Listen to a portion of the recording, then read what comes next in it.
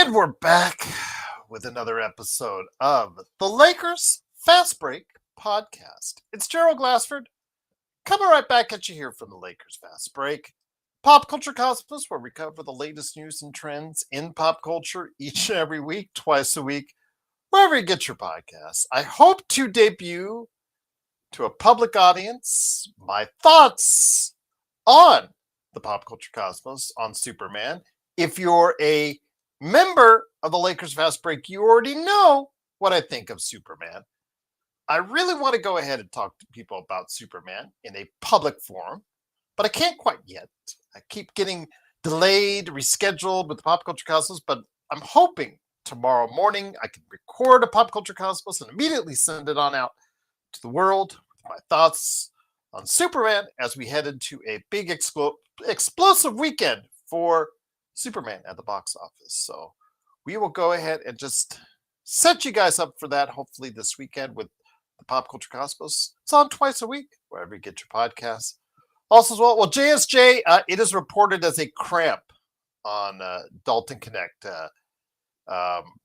Coach Harding, she said that Connect suffered a cramp on that play as he was, as you say, smoking the layup. But we'll go ahead and discuss that a little bit more during the course of the show. It is, of course, also as well the Lakerholics crew, Lakerholics.com. Don't forget Laker Tom at Laker Tom on Twitter. Hopefully the guys will get together soon for another Lakerholics weekend. That'd be awesome to see. Also as well, of course, Empire Jeff covering the Lakers and Dodgers. I know he had thoughts, which I will run by the guys tonight on the reports that Jeannie Buss, as was mentioned in our chat, might be on the case and on the job as governor of the Los Angeles Lakers for the next 5 years. I know that came as news to everybody, not to us. If you knew, when at the time that the sale was announced, I had said that Ramona Shelburne said she was going to be in place as governor for the foreseeable future. It looks like that foreseeable future is going to be about 5 years, if you believe all the reports. So, of course, you heard Empire Jeff and some other places talk about that last night. I'll go ahead and mention to the guys today if Joe or Sean stops by. Indeed, would love to have them on the show.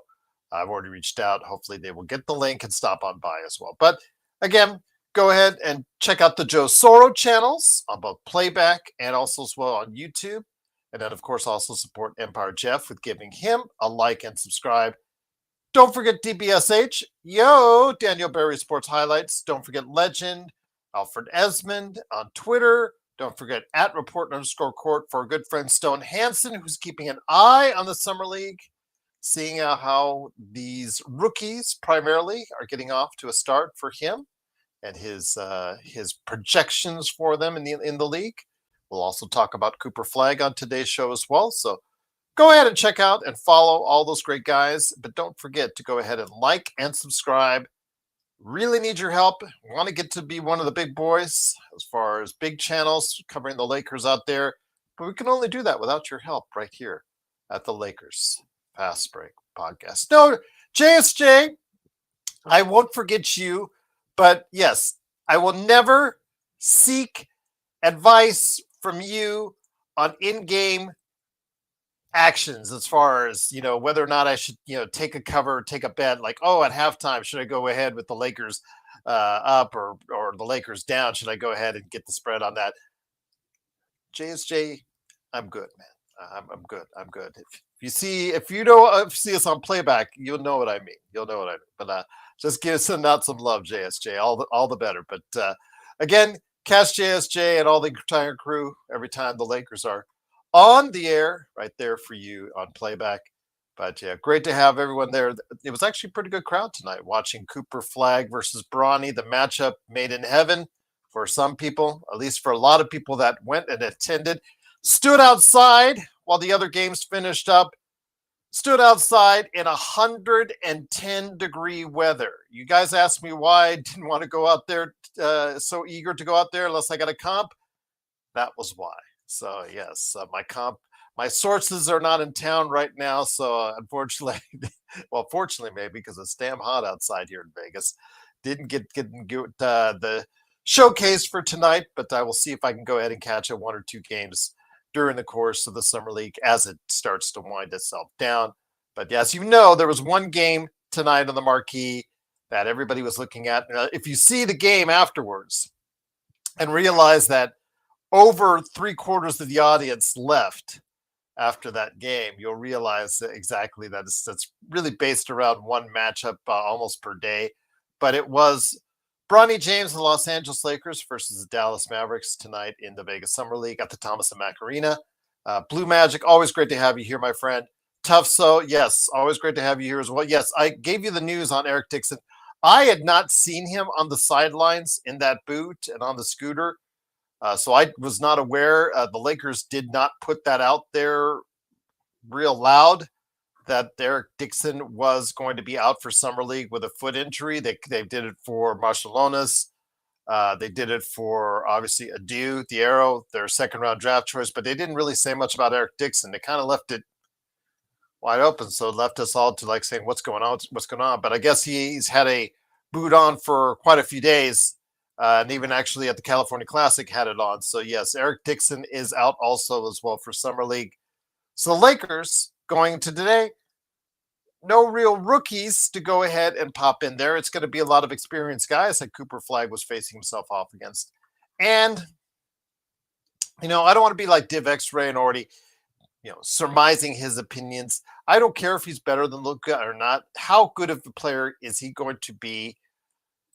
Of course, in the first game that these guys really, the closest action so far to the NBA product. It is not the NBA product, but it's closer than what they were playing with at the college level, in my opinion. And today you saw a little bit closer to that level, and he struggled with it today. And usually these guys, these stars, whether the number one draft pick or what have you, VJ Edgecombe, even with him in his 28-point game last week, he struggled 1 of 7 from the 3-point line. So I think these guys just their first game in, they've got the jitters. Remember, he was on the marquee game of the day in Vegas. It was all, ESPN. The cameras are locked in on him. Everything's, got the big crowd there, almost a capacity crowd at the Thomas and Mack. Yeah, didn't have exactly the game I think he wanted to. And he even said that after the game. 5 of 21 for him. Shooting, got 6 rebounds, 6 assists, 10 points, 3 steals. He did have a thunderous dunk that people were greatly appreciative of. He tried to do his version of the Dalton Connect. I want to go ahead and try and jam it from the free throw line, and ultimately gets it blocked or missed. I tried to do that and got it blocked. So again, I saw some good things from him, but obviously this is just one game. Let's see how he matures. Let's see how he gets more comfortable. Let's see if he's able to play more games with the Dallas Mavericks. By the time that the Dallas Mavericks are finishing up in the summer league, if he can get himself more acclimated, and I have a feeling he'll become more comfortable. His vision was what I was impressed with most. He is athletic, not top end athletic, but he is athletic to me. I liked what I saw from Cooper Flagg. Just has to start understanding to stretch himself out to the 3-point line. As far as the NBA 3-point line, if he can do that, that'll open up his game even more. But he has good handle. Obviously, they put a lot on him right away. They said, you're going to go ahead and facilitate the offense and start quite a bit of the offense. Nembhard was really good. Ryan Nembhard for the Dallas Mavericks, which kind of makes me sad that we didn't actually try to offer him on a 2-way as well, which was kind of disappointing. But yes, it is, of course, something we're going to have to discuss when it comes to Cooper Flagg. But yeah, again, rough start for him, but that's usually expected from these rookies the first time out. I'm not making any my mind up on him. Better than Luka, not better than Luka. I know Div was in there. Not better than Luka already. He's already had it done. His mind was already made up. And I like, if he doesn't have to be better than Luka, if he's a top 25 player in the league by year 3, I think it's there. You go. The number one draft pick right there is legitimized right there for Dallas, and I think that they'll be happy with that. Legend Experiment said, "Did you hear what LeBron recently said? He said the Lakers are more in a futuristic mindset." Well, yeah, that emanates from what Rich Paul was saying, that the Lakers are on two different timelines. I mean, look at what they did.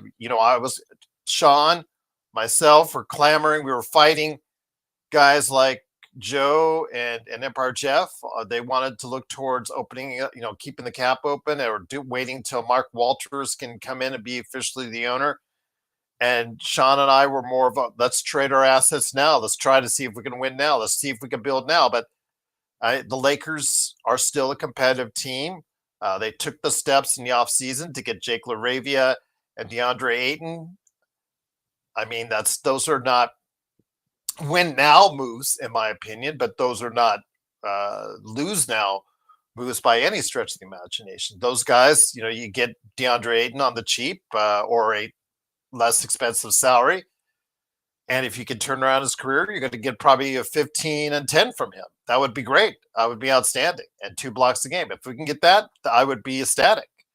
If Jake LaRavia comes in and doubles his career point average, gets 12 to 13 points a game and gets us 7 rebounds a game, I'm ecstatic. So there you go. Absolutely. If he's coming off the bench and doing that, that's great. Now, if he's a starter, it's a different story, but that's something we can discuss in a future date. But if he comes off the bench and gets you 13 and 7 for one of the league's worst benches, I think that's obviously something we have to go ahead and say that's great for LaRavia.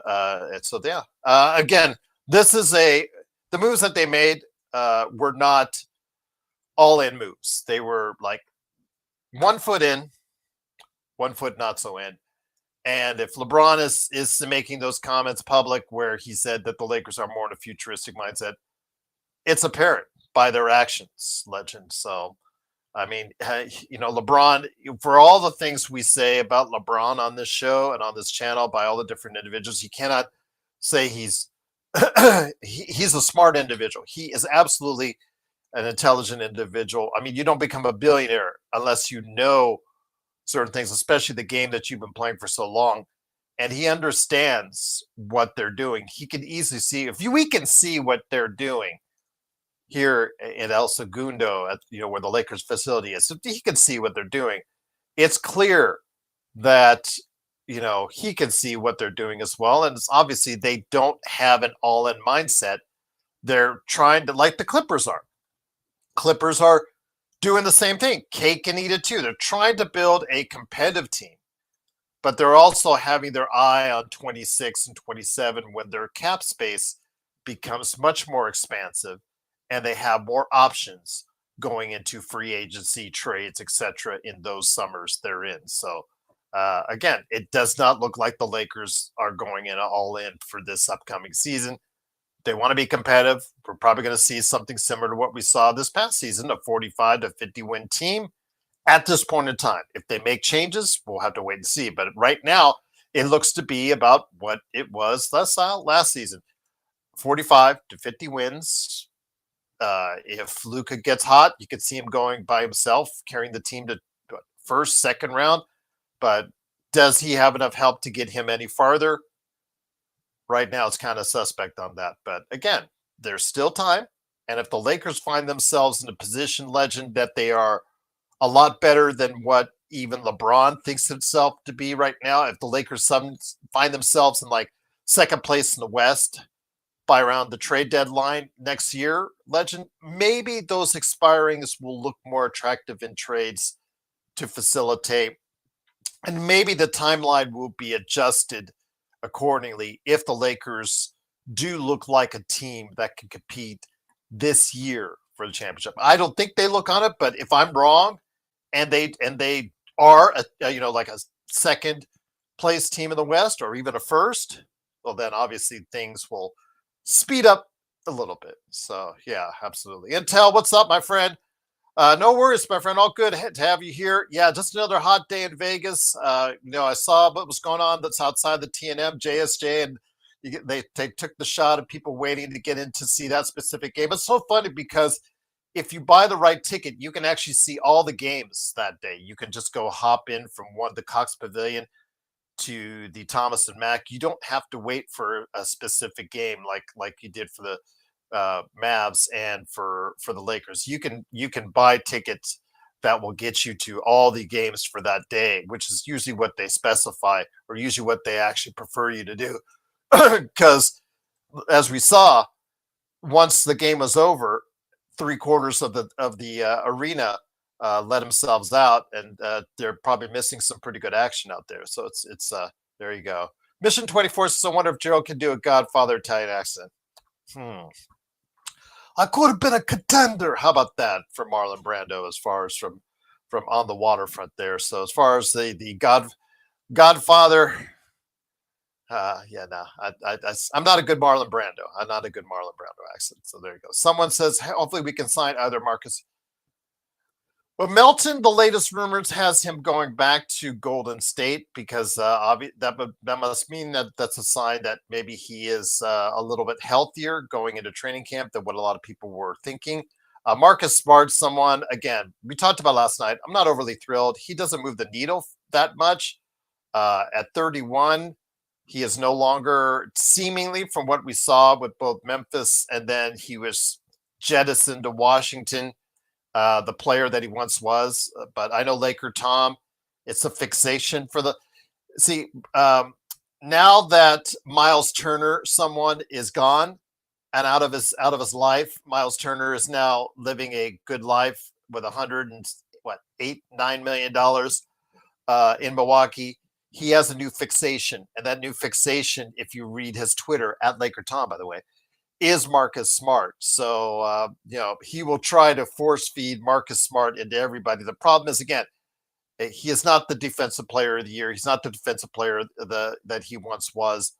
He still is an erratic three-point shooter, although he did shoot better when he was in Washington. He shot 35% from three, which, that's Austin does 35%.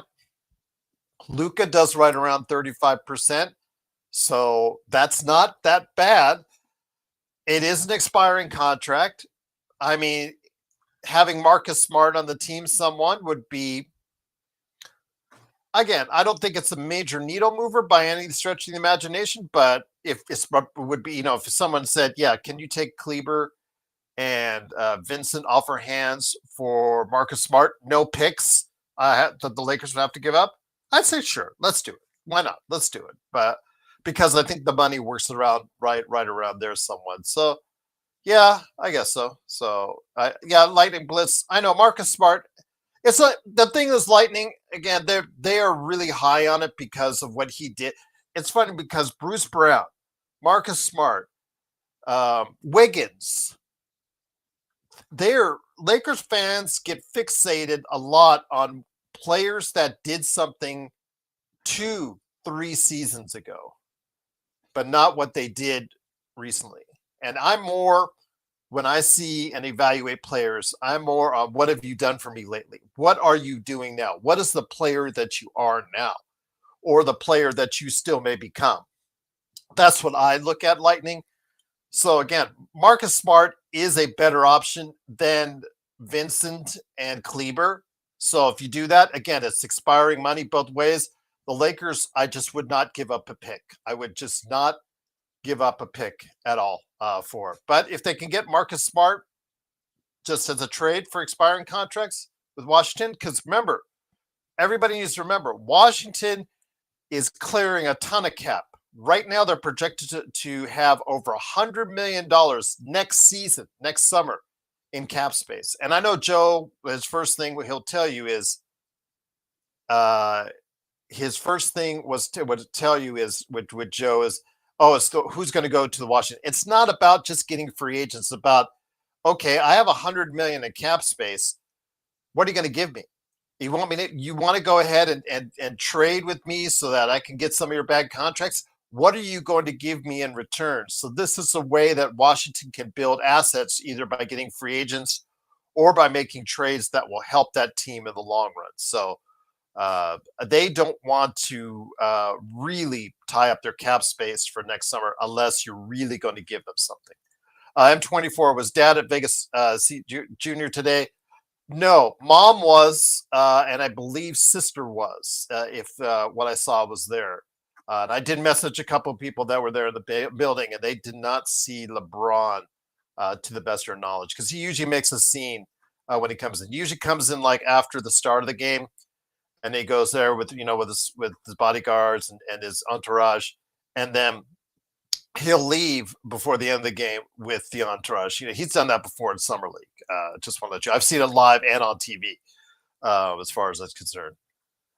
Lake Show says Smart is still a caliber pickup. His defensive his defensive mentality is still there, Lake Show, but his ability is not there. He is not the same player he was 2-3 seasons ago. That's something we have to come to grips with. Again, he is an upgrade over Vincent and Kleber, which is what you would have to trade, and he is expiring, so the money comes off the books. So if you get him, that's great. I just don't want you guys to expect a whole lot from a guy that's now looking like he's on the downside of his career, or looking more and more like it. Yes, he is 31, but he is still not playing at the level he did at Boston. Maybe it is because of the scenery. Maybe it is because of the opportunity. In Washington, he's not going to get the opportunity that he wants to. But he was on Memphis, and Memphis loved him so much they jettisoned him out to Washington, and they obviously didn't like what they had once they got him. Of course, they did the same thing with Jake LaRavia as well. After they decided, he actually started to play better after they turned down the final year on his contract. And so he played a lot better after that. So he got the message, and I'm hoping Jake LaRavia can continue that. But yeah, I'd take him on the team. But I just don't want him to really be there, as far as you guys have these elevated level of expectations based off of the fact that he did win a Defensive Player of the Year, but that was in the past, and he's not sustained that level of play since then. So that's what I'm just saying. If you get him on the cheap on an expiring contract, 4 expiring contracts, again, I don't see it as a problem. We'll do it. Why not? Yeah, someone says, I forgot about Holmes. The Nuggets are going to be so good this upcoming season. Yeah, he's coming back. I'm just glad to see him healthy. What's up, Xbox? I'm just, again, any player who has a devastating injury like that on any team, you know what? You just want to see them come back and get a chance to play the game that they love and get a chance to excel. And, I'm really happy that the Holmes kid is going to be able to go ahead and do just that. 24 years. That's funny. Yeah, he was good today. So it just shows you he did get a lot of rehab, Carter. He hopefully will be able to take some of that experience rehabbing, playing off the court, playing and traveling with a first year. The second year players should always play much better in summer league than the rookies. Cooper Flagg, that's why I don't take too much stock in what Cooper Flagg did today, because the fact this is his first performance, his first time at this level of basketball. Now, mind you, it's not NBA level, but it's a notch below. And there's a lot of players out there that are desperate to make an impression. And we'll talk about some of them here in a little bit because, as we talked about with the Lakers, Daron Holmes is fighting for his NBA life. Cole Swider is fighting for his NBA life. There's also other players right there. Serge Jabari Rice is fighting for his NBA life. DeJuan Gordon fighting for his NBA life. DJ Stewart, who we talked about in the past as well, fighting for his NBA life. And again, with Baisley, Swider, Stewart, those guys are going to try and give it everything they got to make an impression. And what better impression to make is to go after the number 1 draft pick. So again, I'm rooting for some of these guys to really make an impression. But Daron Holmes, I want to see I really want to see what he'll become as a player. Yes, it might hurt us, but to see him come back after such a catastrophic injury is good to see. Lightning, as a passionate Lakers fan, I am so angry right now seeing other teams get better. I just wish the Lakers were better going into next season. Lightning, you're preaching to the choir. Again, Sean and I were, and this was surprising for me, and I'll be honest with you guys. When I first heard Joe said, it's going to be okay when Mark Walters takes over, but until then, what are you going to do? he just did not seem to have the sense of Joe Soro urgency that I normally see. But and I know he wants the Lakers to win just as much as we do. But I really think that the Oklahoma City Thunder, despite all the assets they have, despite all the guaranteed contracts that they just gave out in recent days, I still see flaws with them in the half court offense that you can exploit with the right playoff matchup. And they came close 2 times to losing playoff matchups. And remember, they are based on 2 guys, SGA and Jalen Williams, to facilitate their offense. And if one of those guys isn't there, one of those guys isn't playing up to par, they become a lot easier team to guard. And if you just keep your turnovers down and you just don't let them go run amok at the free throw line, you can't win a series against them. And I just wanted to see the Lakers try and build a team that could give them a chance to do just that, a legitimate, really good chance to do just that. And Lightning, it was just to see the Lakers just do this again, as I say, half in, half out type of deal. I don't want to say it's a gap year or whatever term you want to phrase it as. I was just kind of disappointed as well, like you, that they aren't making those moves. Plus, also as well, they're looking towards the future with 26, 27. Are they willing to let Austin Reeves just walk for nothing? They already let DFS walk for nothing. Are they going to let Rui Hashimura walk for nothing? Are they going to let Austin Reeves walk for nothing because they just want the cap space in 26 and or 27? Again, I have issues with that. Lake Show, Scottie Pippen Jr. did hurt. I blew it on Lake Show. I'm not perfect. I've said that from the start. I'm right more often on this channel than anyone. Well, I'm also on this channel more than anyone, but I'm all right. I'm on this channel more than anyone. But the one I did get wrong over the past 5 years was Scottie Pippen Jr.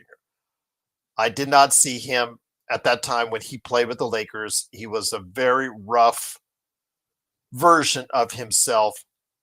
And I really did not see him putting it all together at an NBA level, and he has, and I give him credit for it.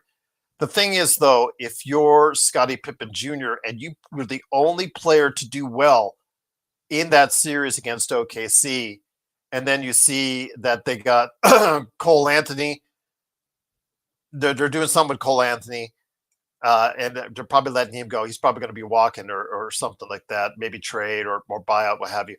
But Ty Jerome comes in there. Memphis signs Ty Jerome. If you're Scottie Pippen Jr., you've got to be pissed off that Memphis did that. And that was, Carter, absolutely. He was that player that stepped up. And to show how much they appreciated him, they signed Ty Jerome. So, that was Carter, I get. I blew it on SPJ, but maybe Memphis on a very cheap The smart thing by Memphis, though, they did sign him to a very cheap contract. So I am going to get them props for that. But if he ends up being their third point guard after what he did against OKC, that's a killer for that young kid's confidence. That's an absolute killer. No to Rui, yes to Reeves. Rui would be cheaper. I'm just saying again, Knee. Can I call you Knee? I'm just worried about the Lakers letting both walk for nothing. And Reeves, he might become expensive. There's talk that because he turned down the $89.5 million extension, that he's thinking possibly even as much. If he has another 25-5 year, even if whatever you think on the playoffs, let's say he has another similar performance, even with the 25-5 year, he's probably thinking that he's going to go out into free agency and ask for $30 million a year. So that's $120 million over 3, 4, 5 years. And he's probably going to try and lock down a multiple year contract, which will, at his age, will probably be the only multiple year contract of real high value that he'll ever get. And if that's the case, not sure that the Lakers should or would spend that kind of money, $30 million. I think they go 20. I think they go 22. If he does real well in the playoffs, then maybe that's a different question to answer. But let's just say he does what he always does, where he has a great regular season. And then in the playoffs, it's a lot of hit and miss. In this case, recently, in this recent playoffs, it was a miss. But let's just say it's the same as it always is. He's going to ask for 30, possibly 32, 33. And I just don't think the Lakers will want to match that and let him walk. And that's my concern if they let both Rui and Reeves, who you could have gotten players and picks for this summer before the draft, for nothing. That is my concern. Carter says, are you losing faith in Connect? His defense is not good still. I talked about this with JSJ. I talked about this with a playback. I'll tell you like this, Carter. That's a good question. You saw today with the Lakers, again, 87-85. Dalton Connect late in the game smoked a layup. It was a really easy layup, too. Fell down. It turned out to be a cramp. Summer League coach said, she said that Dalton Connect has cramp, so hopefully he'll be back for the next Lakers game.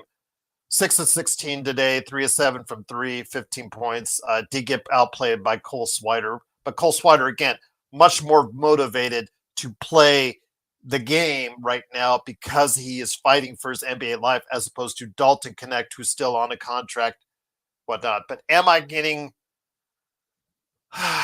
losing faith in Dalton Connect? I'm going to say this. I just talk about JSJ. When we look at Cole Swider, we look at a guy, 3-point absolute fiend.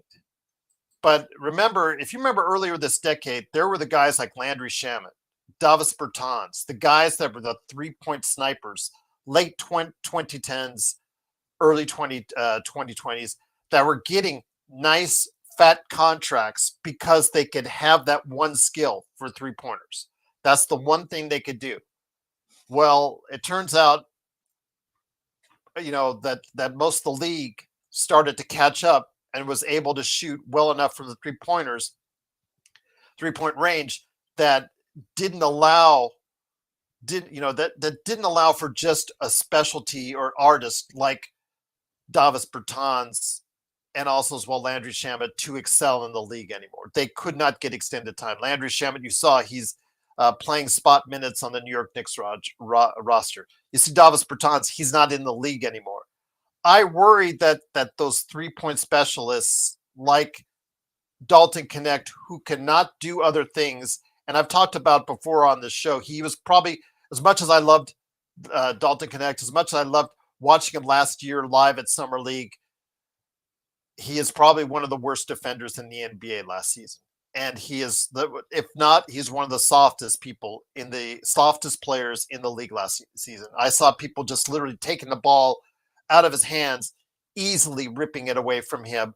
And this is a kid, 6'7", should not have any problem at least holding the ball after he gets a rebound and not having somebody walk up to him and just taking the ball away and boop, get the basket. He needs to be more strong. He needs to be stronger. He needs to be more forceful. And if he does not do so, you're right. I'm very concerned for his long-term prognosis and the fact that, I know a lot of people were very saddened to see him being traded.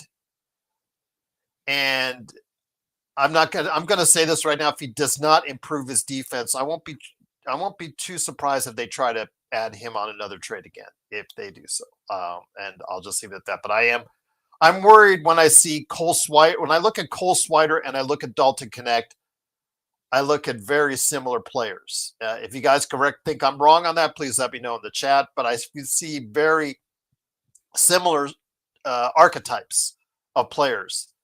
And the reason why Cole Swider can never get a full contract in the league is or keep a full contract in the league, and is always fighting for an NBA job, only going to get 10-day here, 10-day there, only get on 2-way, partial, et cetera, a lot of it has to do with the fact at his size, he just can't play defense at the modern NBA level.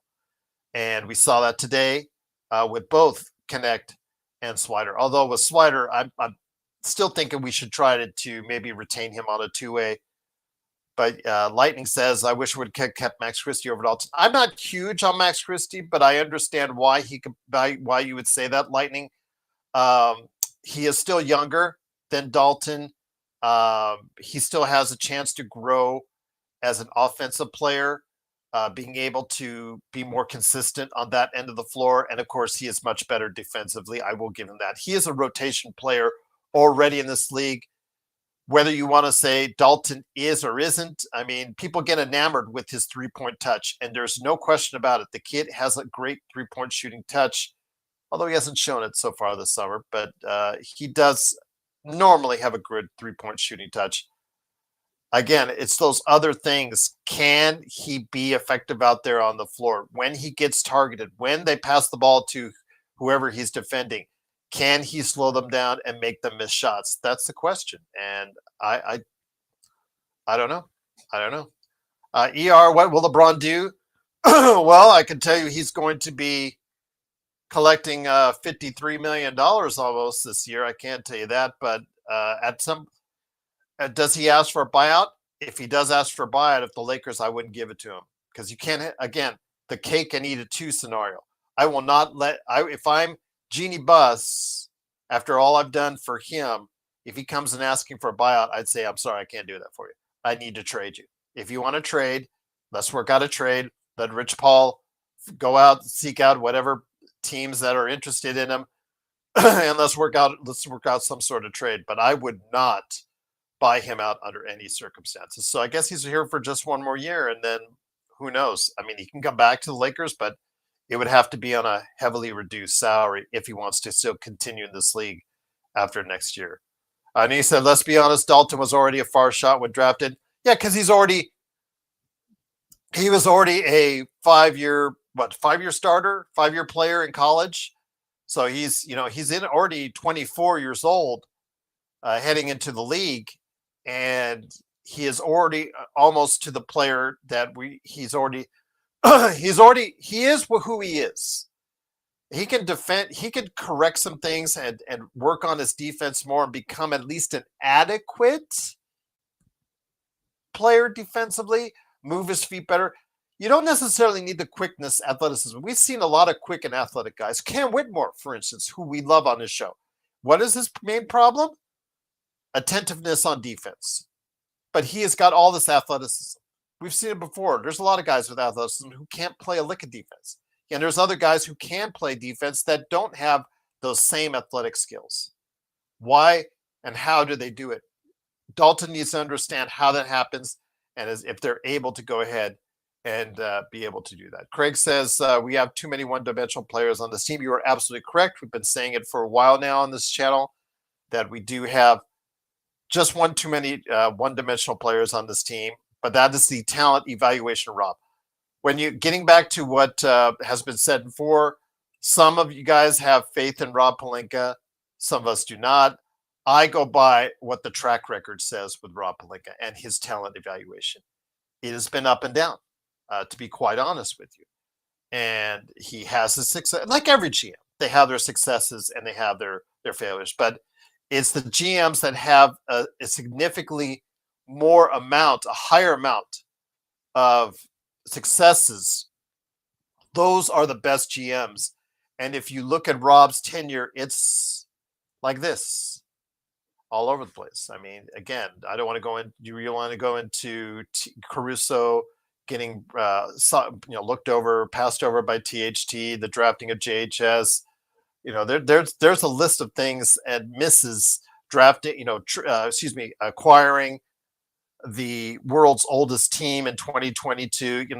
Those things that we said and criticized at the time on this channel, they're for reasons, because if I can see these things and I'm not a paid GM, then why can't he see these things? And he is a paid GM or a paid player of president of player operations, whatever you want to say, basketball operations. ER says, I don't know, Gerald. Dalton had a crucial turnover the last possession. He may be on the hot seat now.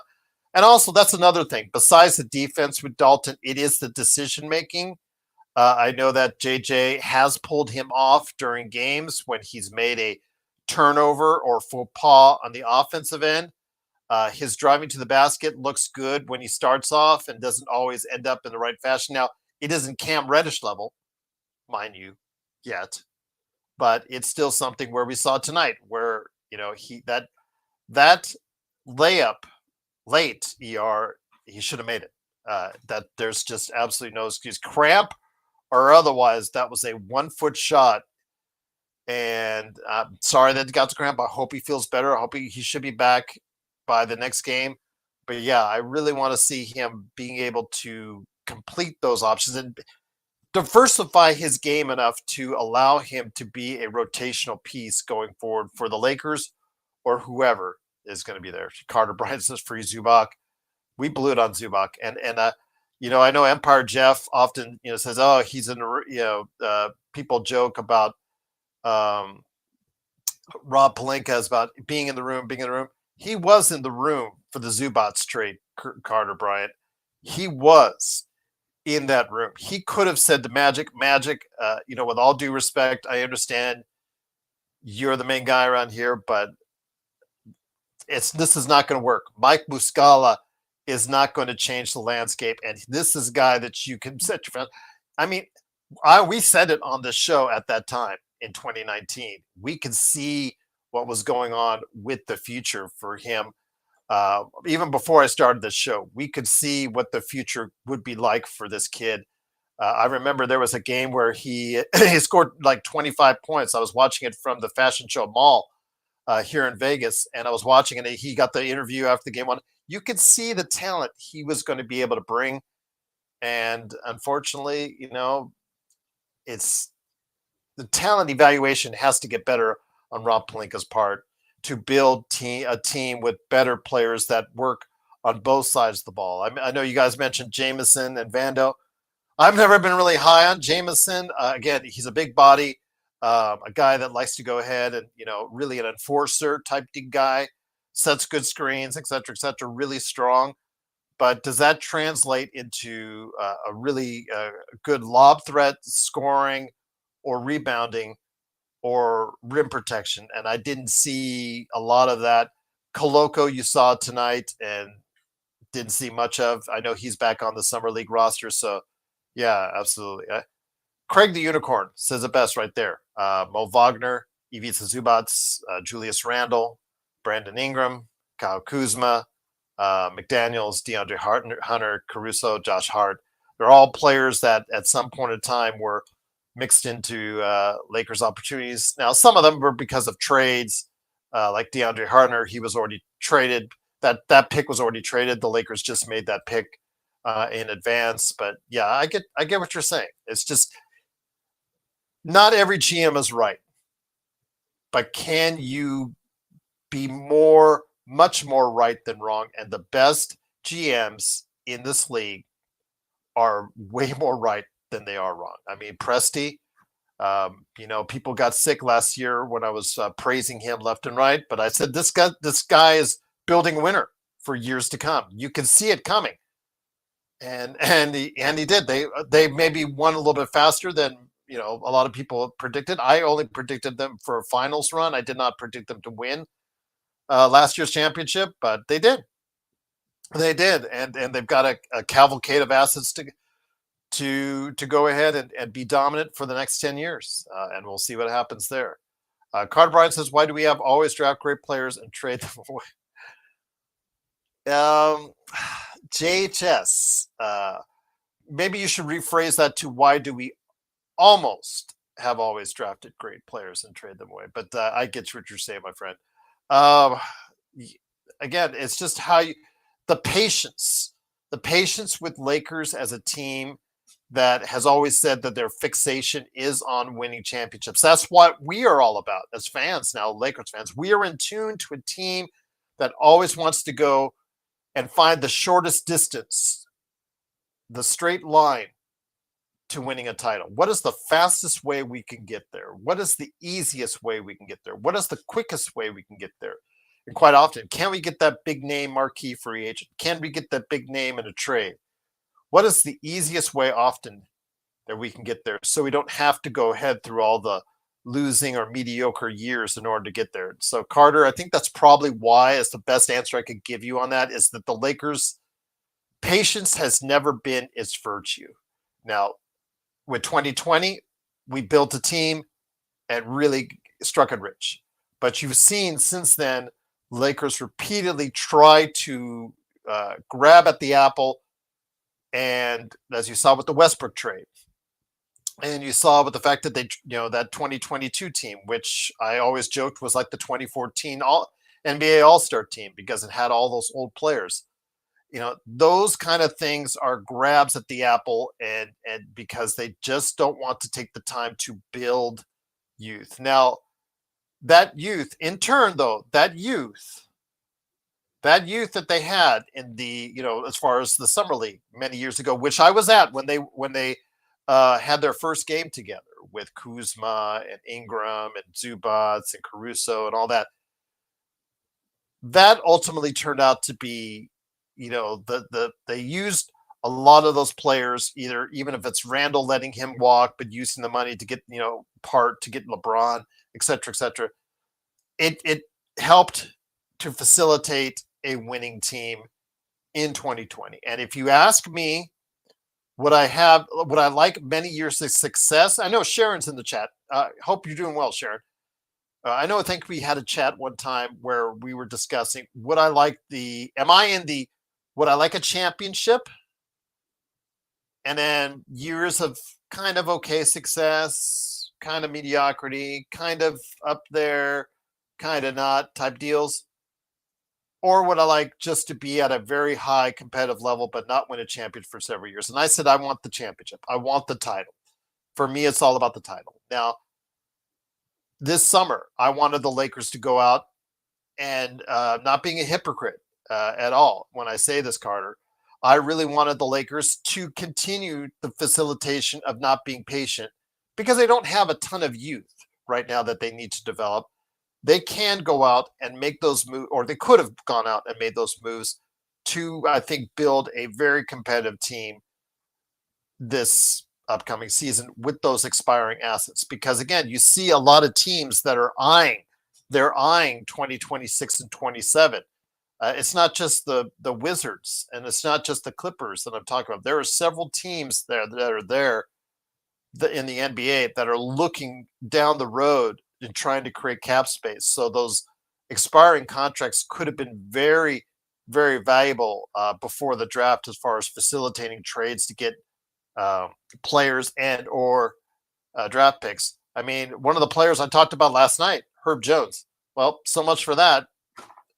Pelicans just signed him to a long-term deal, a long-term extension. That I thought that was a bummer because I'm not going to say that ultimately kicks him out for being in part of any trade, but yeah, it's going to be a lot harder to facilitate a trade for him now that he's been locked up for a few years. Sharon, great to have you here. I think Buss and Rob are not focused on winning. No, they're not. They're not. Again, I talked about this before you came on the show. I think I said it is that 1 foot in, 1 foot out. They want to stay competitive. They want to stay competitive to keep you and me interested, but they don't want to do enough to tie up space for cap space for the future. And if the reports, if they came out, if they're true, which we talked about originally at the time of the ownership change or the pending ownership change, because Ramona Shelburne said that Jeannie Buss was going to be in place for the foreseeable future. Reports came out that that's more like, that came out within the past 24 hours. It said it's more like within 5 years now. It looks like Jeannie, it might be a governor for at least the next 5 years. Well, again, looks like they have a long-term plan in place. You wouldn't have this long-term plan in place if you didn't know your job is secure as governor. And dare I say it, Rob Pelinka, if you didn't know your job was well in hand, you wouldn't be targeting that out for long term. Because again, right now, this team looks like it's another 45 to 50 win team, maybe an exit round in the second round, maybe even a conference finals if you want to go ahead and look really hard at it. But this team just does not have enough depth or quality players around Luka and LeBron to get, I think, to a championship level as of now, unless something changes before the start of the season. So, yeah, someone says 5 more years.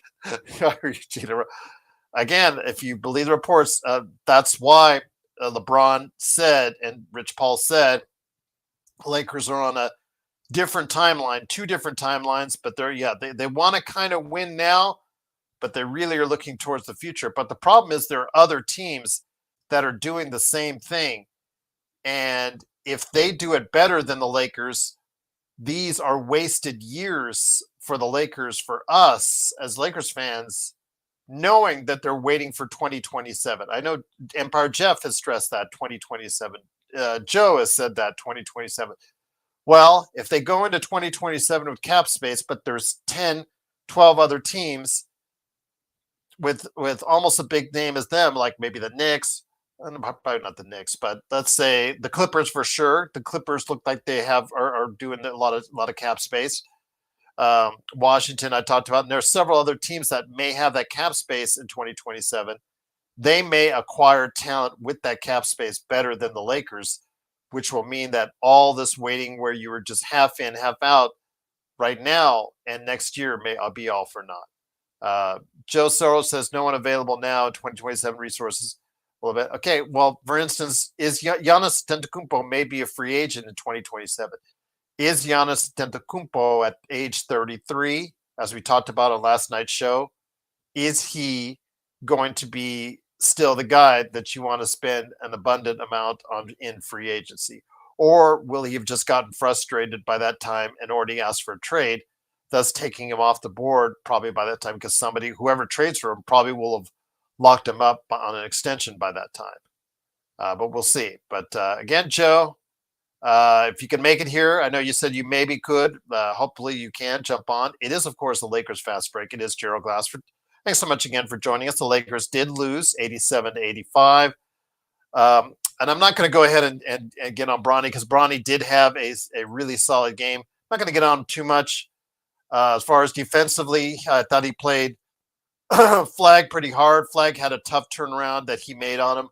But Bronny did struggle from the outside once again, 1 of 6 from 3.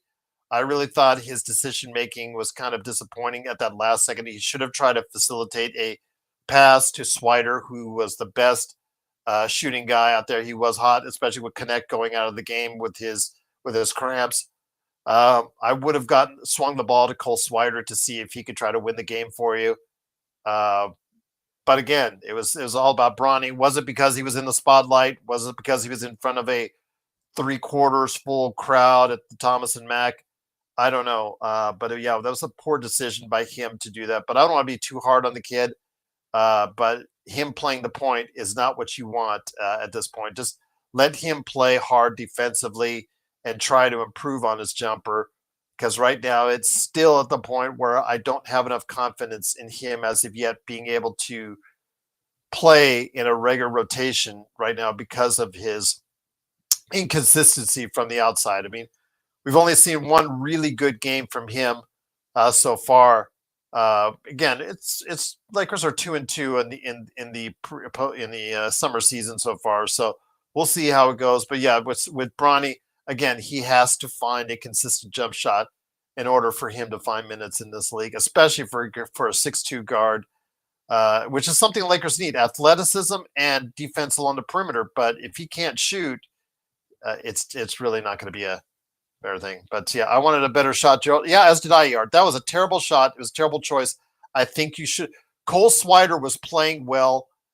That's the guy who, if you're a point guard and you understand what is going on with that kind of time left, you run a play, you get it to the right guy, which would have been Cole Swider in that situation because he's the guy who was hot. 22 points, 6 of 9 from 3. That's the guy I think I would have given the shot to.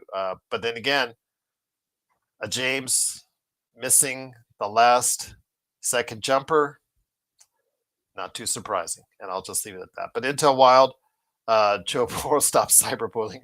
Poro's been here for a while. Intel, yeah, I know. So there's a Legend of Experiment, Intel. So there's a 2 or 3 that are out there that are specifically monikered to troll Joe Soro. But Jay said Pacers will never be the same. Halliburton will never be the same. You never know, Jay. I mean, Kevin Durant, remember, it took him 2 years, but he came back. He's come back pretty good. I mean, especially for a guy in his, late 30s now, 37. I mean, he's still scoring over 20 a game. So we'll see. With Tatum and Halliburton, I'd say they're still too young to totally give up on them, Jay. Or say that they can't be at the level they once were. Let's see how it goes with them. Let's give them 2 years. Let's give them 2 years and see if they're going to come back to that level. Joe Poro, what do we need? Well, let's start off with defense along the perimeter. I mean, you guys want Marcus Smart? That's fine. Trading him as an expiring contract for guys like Gabe Vincent and Kleber, that's fine. But again, I just don't think Marcus Smart at this age and this stage of his career is the player that he once was. Now, at 31, he can still prove me wrong, but we'll have to wait and see. But yes, they do need defensive. They do need defense and athleticism along the perimeter, and they need to deepen that bench. The Lakers got rid of DFS or let DFS walk. They put in Jake LaRavia. That doesn't really help your bench too much. It's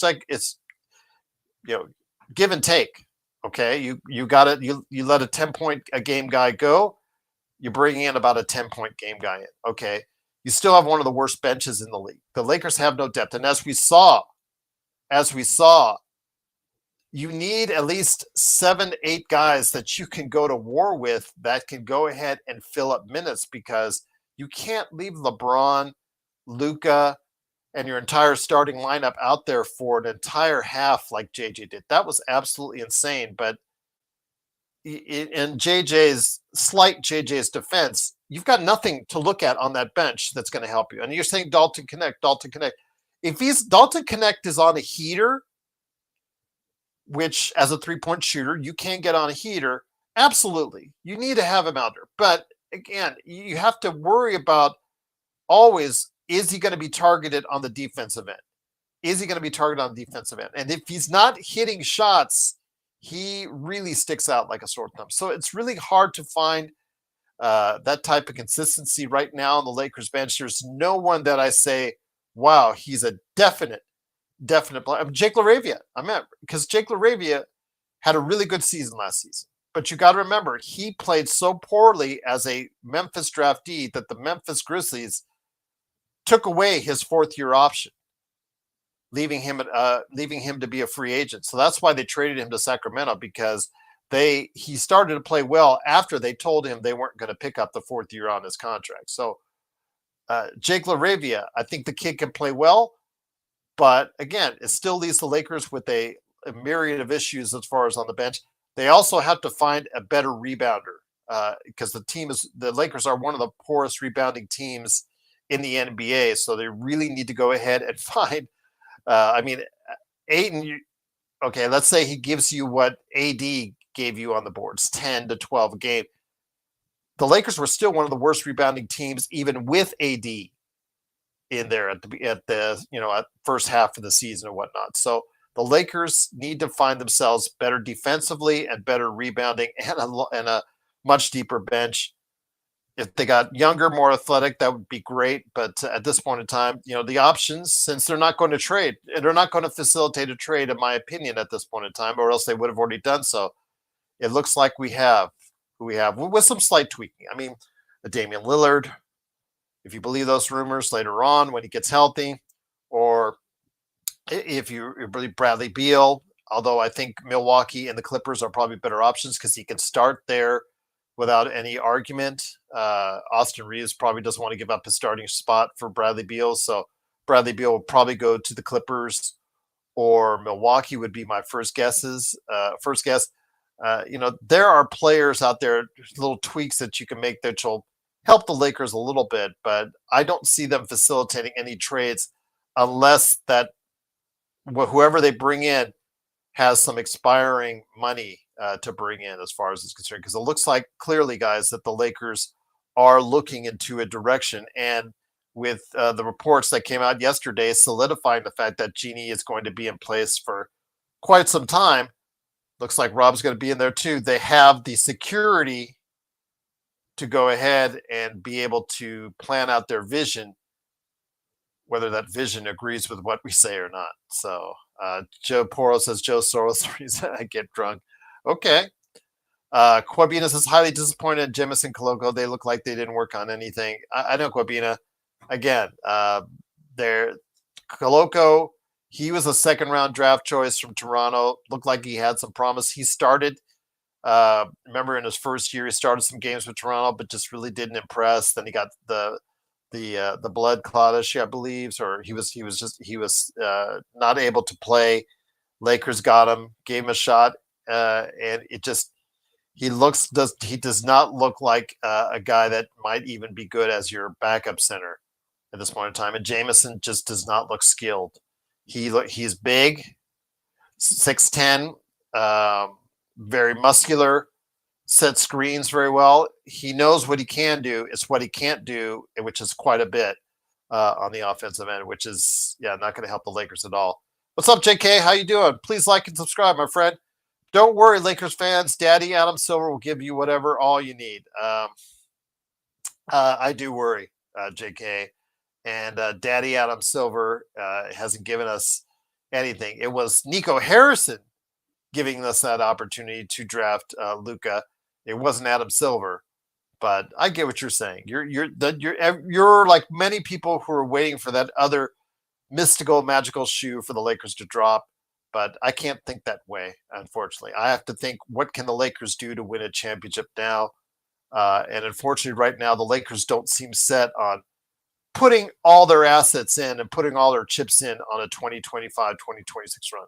Now, again, if the Lakers do exceed my expectations and many of you guys out there, and the Lakers are in a spot where they're second or third heading in the West, heading into the trade deadline, that may differ. That may change things and help facilitate some trades, because the Lakers will have a lot of expiring assets that might be attractive to go ahead and help make a bigger run to the playoffs. That's what I'm hoping for. I'm hoping they will exceed my expectations and many of yours and be very competitive next year in the West, as opposed to being like a mid-tier 4 through 6, 4 through 7 team that many of us, Vegas included, is targeting them right now. We need a Joe Soro update on how the LA Dodgers ownership is going to take over Lakers. I hear, I don't listen to Cowherd ER.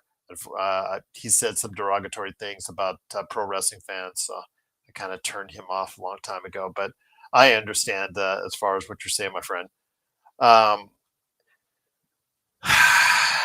When it comes to the Guggenheims, I think the proof is in the pudding.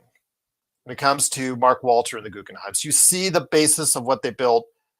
The Lakers themselves, because Jeannie, whatever kind of oxymoron phrase that you want to say, is one of the poorest owners in the NBA.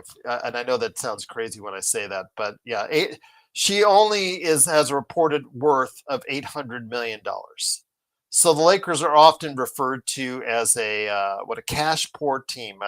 I mean, they're worth a lot, but the money that they have actually on the facility is not as much as other NBA teams. And you see that the Lakers are one of the lowest, if not the lowest amount of actual employees that are working for the organization as compared to other teams, as far as from scouting through, as far as for health, scouting, development, et cetera, executive, things like that. They are cutting corners throughout that organization. Well, if that's the case, I think that's what, first off, Mark Walters, and what Joe Soros says, Mark Walter and the Guggenheims, when they come in there, that's one of the things that they'll fix. They'll provide a better basis as an organization, a much bigger platform, more individuals who can affect a positive change on the organization. I think that's what Joe Soro has been trying to get across to you guys. And if Joe, get a chance to hop on, maybe you'll say different, but I think that's what Joe means when Mark Walter takes over, because we've seen it with the success of the Dodgers, who are a good team before the Guggenheims took over. But it was with Mark Walter and the Guggenheims that it took another level. It took another level to see the Dodgers and the fact that they were willing to put their money where their mouths were as far as building a championship team or doing everything in their power to do so each and every season. I mean, I don't think it's an accident since Mark Walter and the Guggenheims took over the kind of success that they've had since then, as opposed to what they had before. And what they had before is eerily kind of similar to what the Lakers are going through right now. Competitive, sometimes pretty competitive, but not in a sense that they're, in that level that they're going to win a title. The closest they came, obviously, was the conference finals against Denver. But again, was that really a contest? That was a sweep. So getting Mark Walter in here, and I think Joe Soro next time, I'll ask him to, if I remember, to ask him to elaborate that even more, because that's what he said on the show previously, is that when you get someone like Walter and the Guggenheims backing in here, you can bring in people, you can bring in an organization that will help you win and sustainable win now and into the future, and build that infrastructure that will create a championship level atmosphere, or with one of the best teams in the NBA or the best team in the NBA going forward. But then again, if the report is true, and I do want to get Joe's thoughts on this. We talked at the time about with Ramona Shelber's reporting as far as foreseeable future. But if it is 5 years, he was focused, I think, on when that acquisition would officially take place, there would be a changeover in a much quicker fashion, which would lead to Rob and or Jeannie facilitating a leave much sooner. But if that's the place that Jeannie is the governor for the foreseeable future, even when Mark Walter takes over, does that hamper things as far as the progression of the franchise going forward? And that's a good question. And I like to, when Joe, if you come on the show, I like to go ahead and that's what I want to ask him. After hearing the report, because I know Empire Jeff. Please catch Empire Jeff's channel on his thoughts on the 5-year plan, if that's the case, and that's a actual true report for Jeannie, or if it will actually facilitate and come true. It'll be interesting to see how that plays itself out. So, will it go 5 years?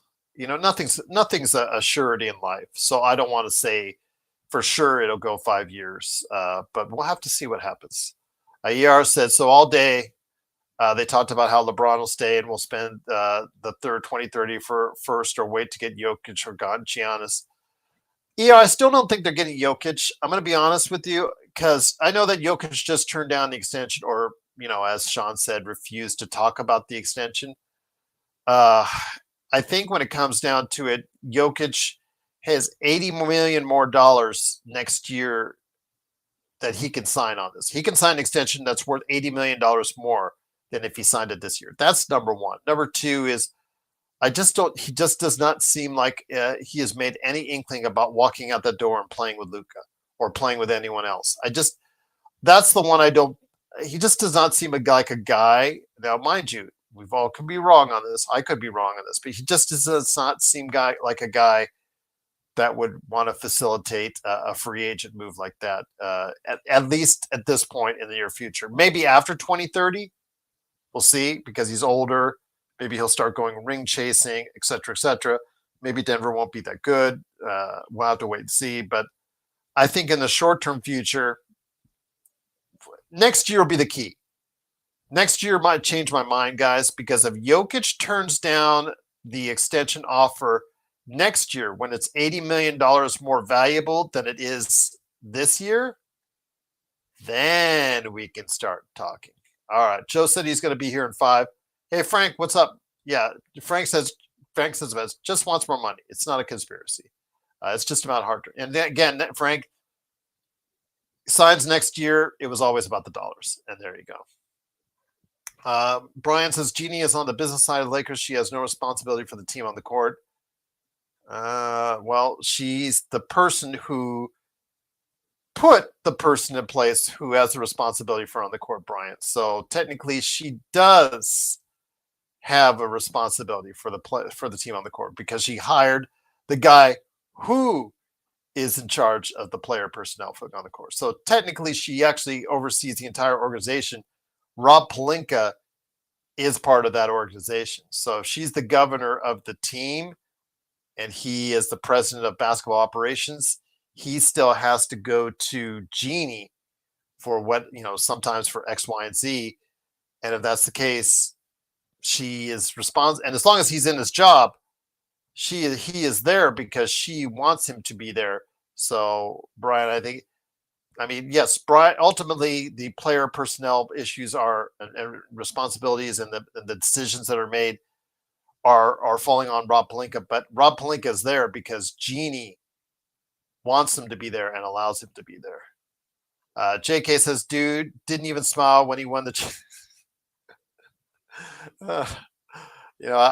I try to put all those things in the past, but yeah, I hear what you say, JK memes. I hear what you say. Jay, players not signing extensions should be news anymore. Yeah, Jay, it's when they don't sign an extension that's a real eye opener. Like, for instance, if Jalen Williams and Chet Holmgren had not signed these rookie extensions that are maxed out. In fact, if Jalen Williams hits all the parameters, I think it's close to 289. I think it is. If don't get me wrong, I just saw it real briefly, but close to 300. He doesn't sign that, or doesn't sign that if offered. That would be something. But there, something like what we see here with Reeves and with Jokic, where there is much more money obviously on the table down the road.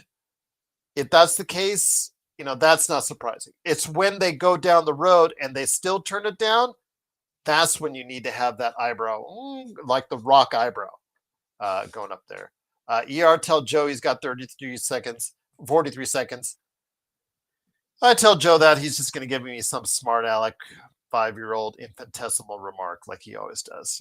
That's just like, I don't want to deal with it. I want to relax. I'm just having fun with you guys right now. We're after the game, 87-85 Lakers. Lakers fall to 2-2 on the summer league season.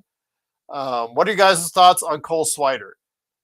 Would you guys be against putting him at a two-way? Darius Baisley. Now, Darius Baisley didn't have the great numbers today, but he was the primary defender on Cooper Flagg. Were you impressed with Darius Baisley's defense on him?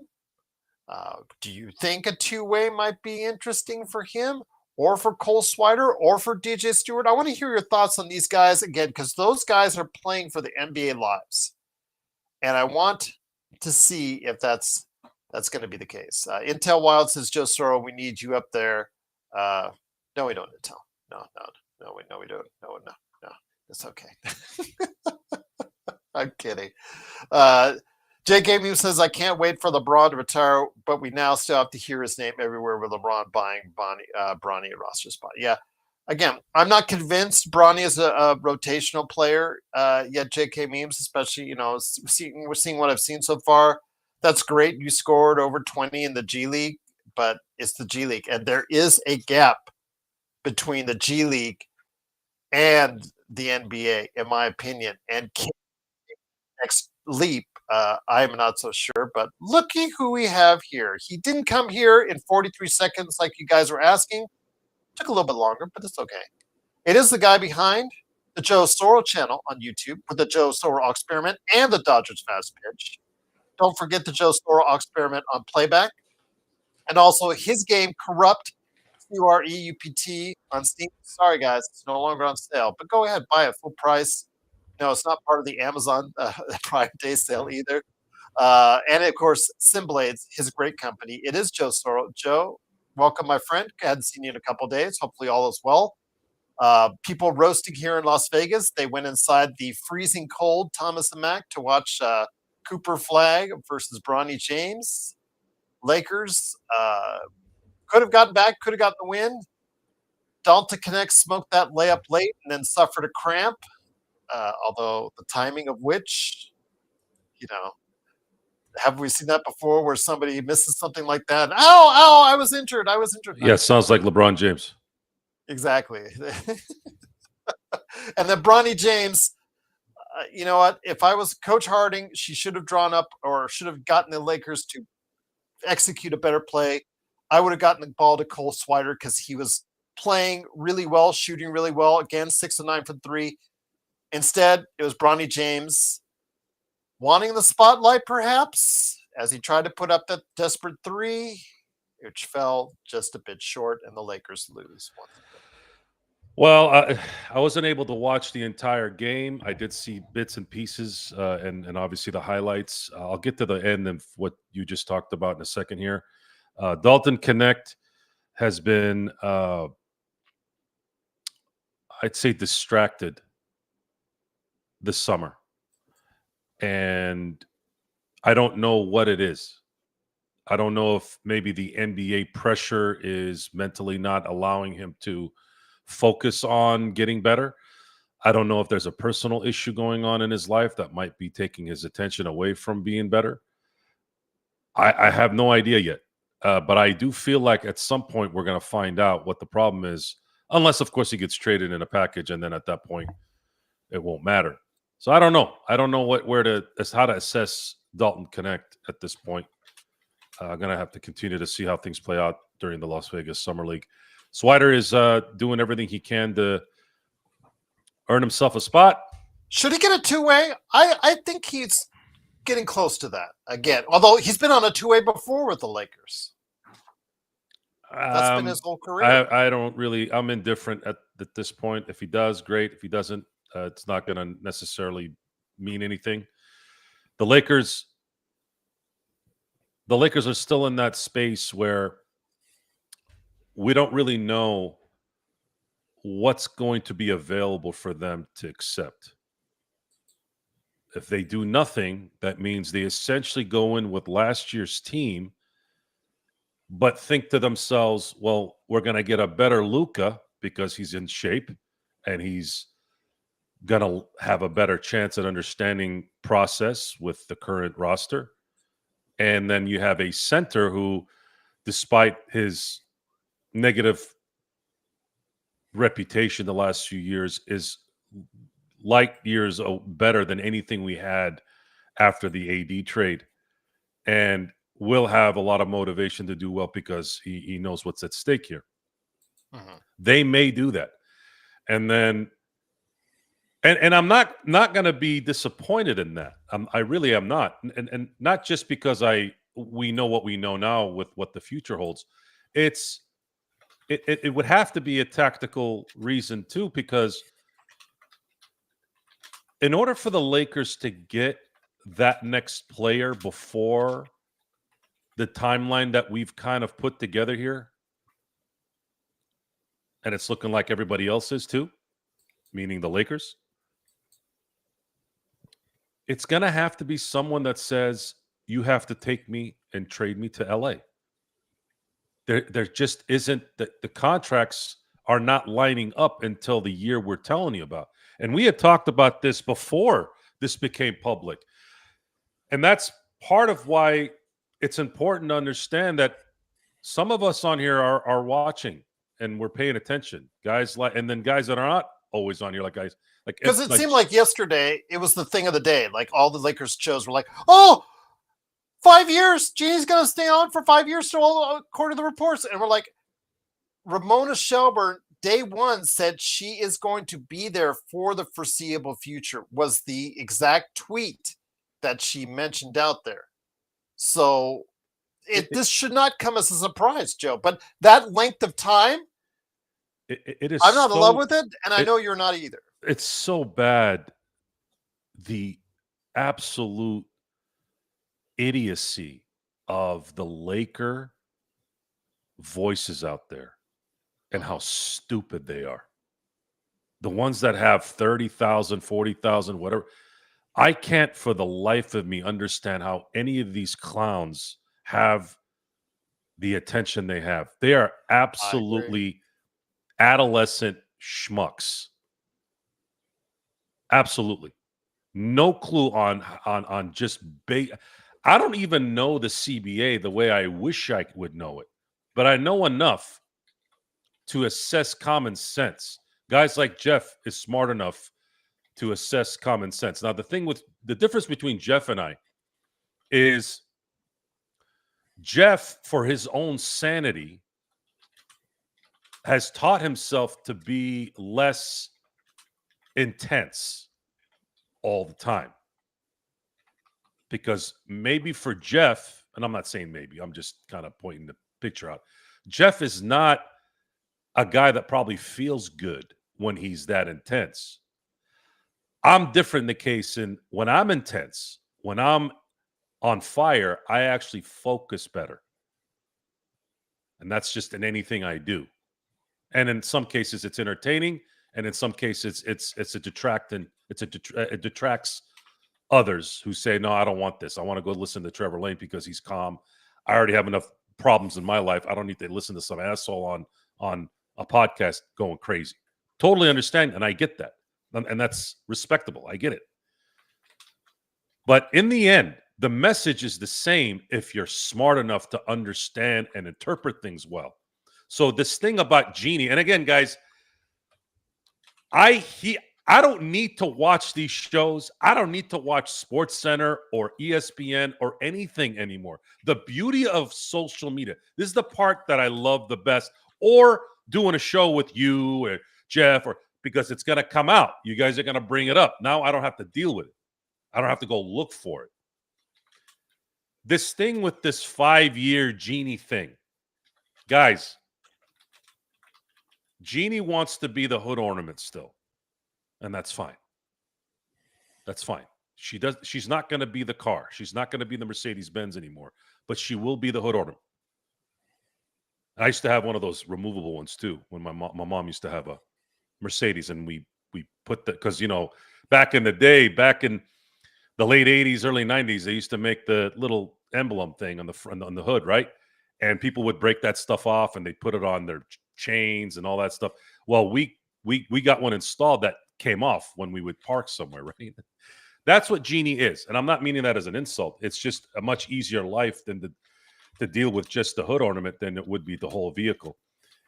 Mark Walter and the Guggenheims are going to put together a team, much like the Avengers, right? The right team around Jeannie. And if Rob is to stay, he's not going to be the decision maker.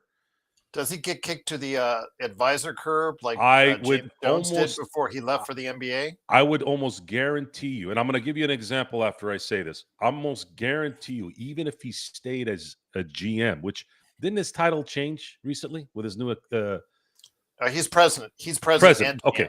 So he's president and GM, but I'm assuming what you're talking about is that because James Jones was the president GM of the Phoenix Suns, that Ishbia took over, things didn't work out. They brought someone new in to run the player personnel side. He got kicked to an advisor, and he just left to work with the NBA because Joe Dumars left to go work with the Pels. I see. If you're talking about that, I think that what you're talking is about that eventually he will be moved away from that day-to-day personnel decision-making and moved into that advisory role that nobody will really listen to. Is that what you're kind of alluding to? If Rob wishes to be what I've presented he should be, which is Rob needs to make sure that the fax machines have, the printing machines need to have, the paper clips are there, the organizational stuff, and then a little bit of the input, maybe his relationship with Nico Harrison and these type of guys. If he's there to bridge that gap, I'm sure they'll welcome him for that. But as far as decision-making on how, and he's good with the cap, obviously, because he's a former agent. If he wants to continue that role, then that's great. That's his forte. But as far as decision-making on personnel is concerned, if he is there for 5 years, I would be in total shock. There's no way that's happening. I just don't. There's no way. And Jeannie doesn't do that job anyways. Jeannie wants to be the presenter. She wants to be the pageantry. Hey, come into my office and look at the Larry O'Briens and the Walter K. Brown. At that time, if you guys don't know what the Walter K. Brown championship trophy is, the NBA up until 75 had the Walter K. Brown trophy, which was like the Stanley Cup version of the NBA. Mm-hmm. And the Lakers. But let me just say this: if Walter comes in there and Rob Pelinka stays in his current position continuously throughout the years, it is because Jeannie Buss is the governor still wanting him in that position. Is that correct, Joe? Yeah, but I just cannot fathom the common sense. I'm in agreement with you, but I'm just saying if that happens, it's because of Jeannie Buss. So let's work backwards here. I just do not see how someone would pay 10 to what may be $12 billion, as Intel Wild is describing below. Yeah, to all the, and just let things be where they are. There is no way I would ever believe that. So I'm going to give you an example here, Gerald, and this is coming from a much better scenario when they came into the Dodgers. Ned Colletti, you know who Ned Colletti is, right? Ned Colletti's a damn good GM. He was a damn good MGM. He drafted Kershaw. He found Seager. He found Bellinger. He resurrected Justin Turner. I mean, this guy knew what he was doing. He did several other things. I'm just giving you good examples of what built that 2020 championship team, right? What would have been 17 too if they fuckers in Houston didn't cheat, right? So Ned Colletti was a really good GM. You know how long he lasted? 2 years.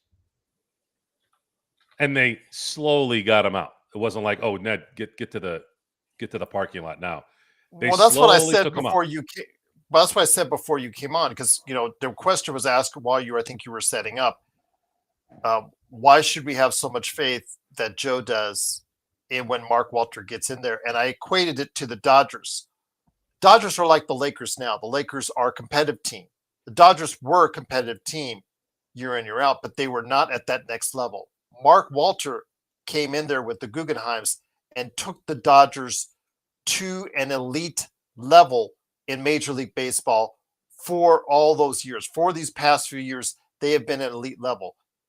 I believe Mark Walter, if he goes out and, unhindered by any previous administration, i.e. the people mentioned down below until Wild Super Chat, he will if he goes in there and gets his own people in there, you will see this team improve to an elite level consistently at the level that we are expecting. And I think that's what you've been trying to get across. Am I not correct on that, Joe? Yes, and it's deeper than that.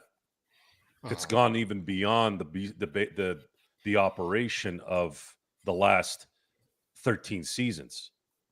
It's become almost family-like, a love in the family, and I'll tell you what that means. Shohei Ohtani has 2 clauses in his contract where he can opt out, and they're both revolved around if ownership sells the team, he gets to opt out, and if Andrew Friedman, the current player personnel man, is fired or no longer the player personnel guy. What does that tell you, Gerald? Forget about what they've done. Yeah. Forget about that for a second. Okay. Because Atlanta did this in the 90s, right? And in the early 2000s, they had a great run, 14 years, right? Ted Turner, everyone knew who Ted Turner was. And it wasn't a surprise that he had a great run of winning then.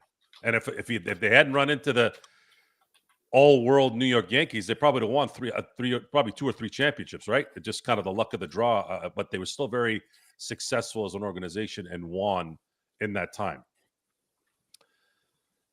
This is bigger than that. There's a admiration to the ownership and those who are running the ownership that even went towards money. You have The best player, what likely will be, I'm not going to say yet he is, because it's too early, but he's on his way. What could be the greatest baseball player of all time, he is going to hit 600 home runs at least. And he will likely get 500 stolen bases. Because I think he's going to probably stop pitching in about 2 years. So then he's going to be able to concentrate more on hitting and stuff, right? Let's just put it that way, right? Shohei has a few things left to be the greatest of all time. And here, this is the guy that came to them. And I know you can't do this in the NBA, but that's not the point. The point is, you had the greatest free agent in the history of sports coming to your organization. They didn't say this. The Dodgers didn't bring this up. He said, I will defer $680 million as long as you guys don't sell the team, don't get rid of Andrew Friedman, and just make sure the team is stacked. Where does that come from, Gerald? You think that guy didn't do his homework? You think his people didn't do the homework? You think he would have done that with the Ishbias of the world, or the Donald Sterlings of the world, or the Noel Dolans of the world? Hell no. So this is what's already been done. You've had the greatest players already. Give these guys admiration. Give these guys credibility by bargaining deals to help them and help winning. So this whole thing waiting till 2027, when you think these agents don't talk to their players about, man, Giannis, dude, what they're doing in LA right now, the people they have in the front office, the things that they're putting together, the marketing, you know how much money they made? You know how much money the LA Dodgers made with Ohtani last year? Just in Georgia. This is just 1 year, Gerald. 1 year. There's 8.5 years left. You think those guys aren't going to know what's going on there? This is an international player. Giannis is an international player. Jokic is an international player. You don't think that stuff resonates? I'm not saying that's who they're going to get. That's not the point. Point is, that's the closest thing that's coming, should it present itself. But it's going to build that rep so that whatever superstar develops from now until then as well is going to hear some things. Hey, man, in LA, they got everything on point now. Their analytical departments, their amenities, all the stuff that a mom and pop can't afford, like Jeannie's set up. And you can't blame Jeannie for that. She's just different era, man. She ain't going to have that kind of money, that kind of resource. Hell, Mark Cuban, who's a billionaire, couldn't make it work. How the hell was Jeannie going to make it work? Now those days are gone. And imagine the connections now. You got a company, and I know this number is always, up and down depending on who says what. You're talking about a company that can access $320 billion. Let me say that again. The Guggenheims can access approximately $320 billion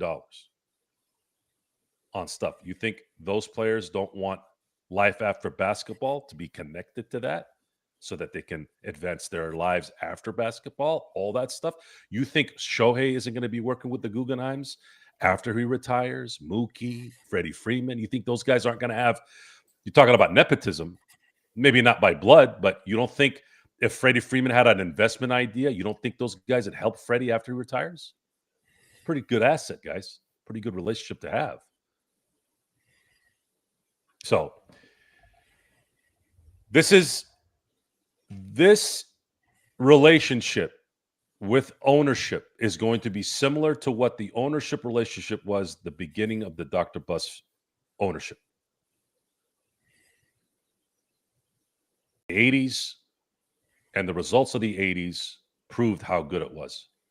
You saw an uptake in excitement. The TV contracts changed after 4 years. They stopped tape delaying in 84. 84 Yay! finals was the highest rated, I think the highest rated finals at that time, right? Yes. And thank you. Appreciate being a subscriber. Go ahead. And a lot of that had to do with the fact that Magic, Bird, and of course the innovation of Dr. Buss putting the product in a position to where people said, I want to watch this game and I don't want to wait for tape delay. And what did it result in? As of this October, we're looking at the Dr. Buss ownership going from 1979 to 2025. That's 46 years. What did that result in, Gerald? 11 championships. That's almost a championship, every 4 years? 17 finals appearances? 11 championships? What more can you ask? What more can you ask with the greatest ownership probably of the last 50 years? But, with everything, there is a point where sometimes it just passes you by.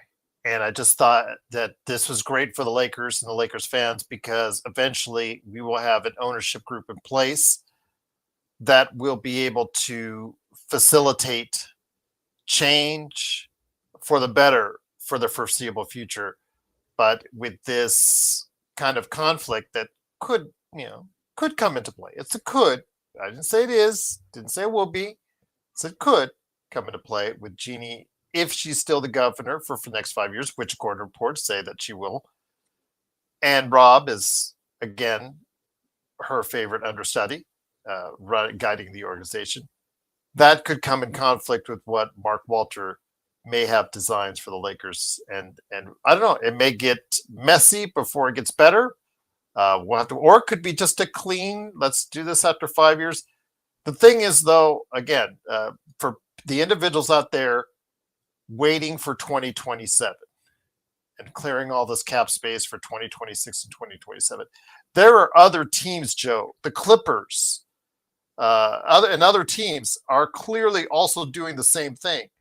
So if the Lakers in 2027 don't get the type of players that will help Luka win a championship right there and then, a lot of people will be pissed for what they have to go through possibly the next 2 seasons if the Lakers keep on doing what they're doing. Because right now, Joe, you cannot tell me they went all in this summer. And there's a pretty good chance if they're waiting for 2027, they're not going to go all in next summer.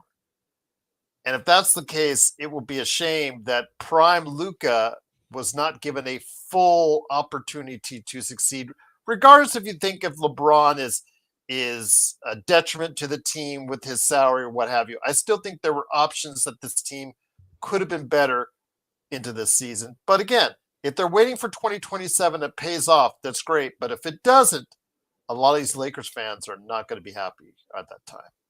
I think the PTSD from Laker fans needs to dissipate. Stop thinking in the past.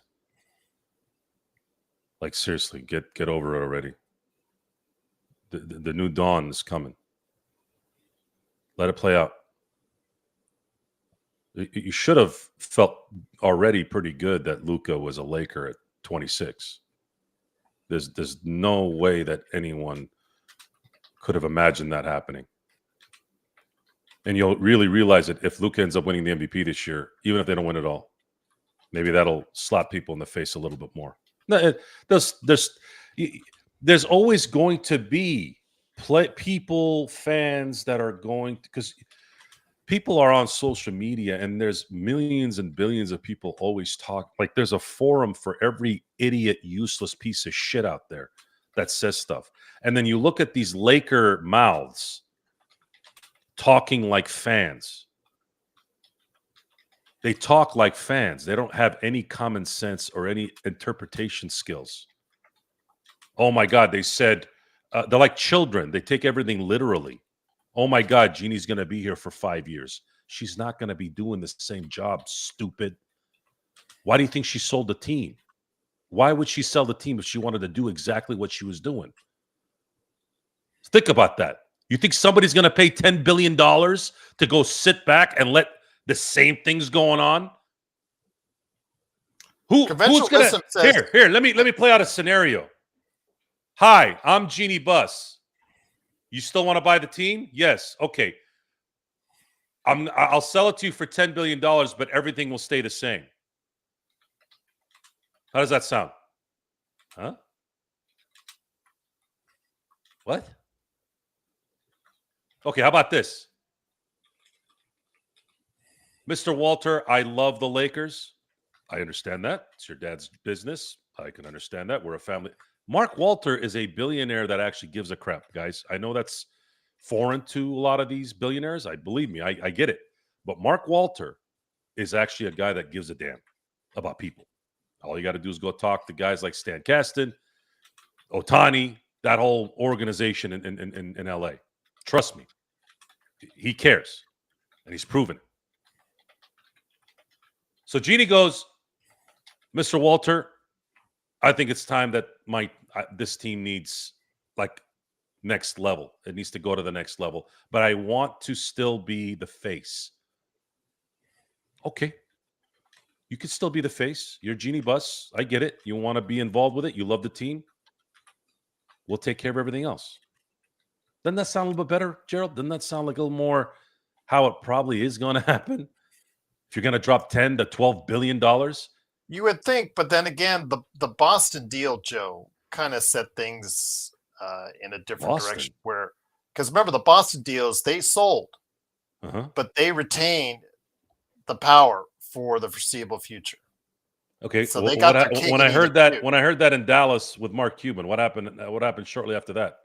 Oh yeah, Luka got traded, but I'm saying in Boston, they still have full control. You all want to believe literally that everything's going to stay the same? Go ahead and do that.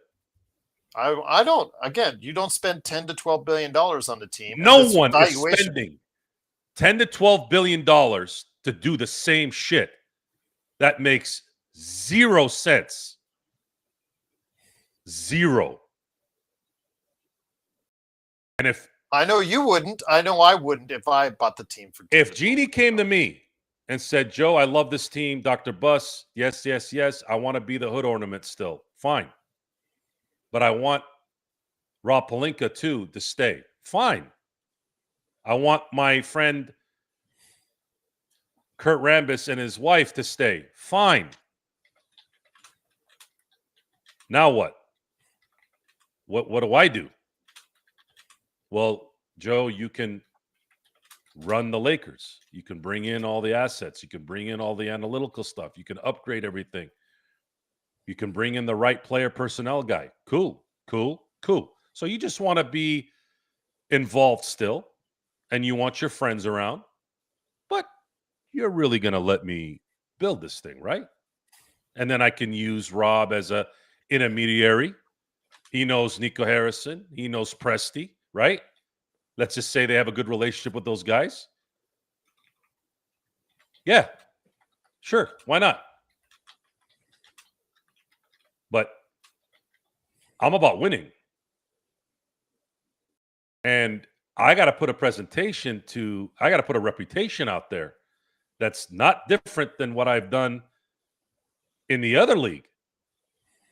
A reputation where the best player on the planet, arguably the best athlete on the planet, is making demands for us to not go anywhere or he's out. You guys really let that sink in for a minute. Arguably the best athlete on the planet is making demands, not for money, but to make sure that you're going to stay where you are or he's out. If you don't think that means something, then you're just not able to understand things, the basic things. It has nothing to do with the NBA being run tighter than baseball. None of that means shit. You don't have a salary cap in the construction of your hierarchy.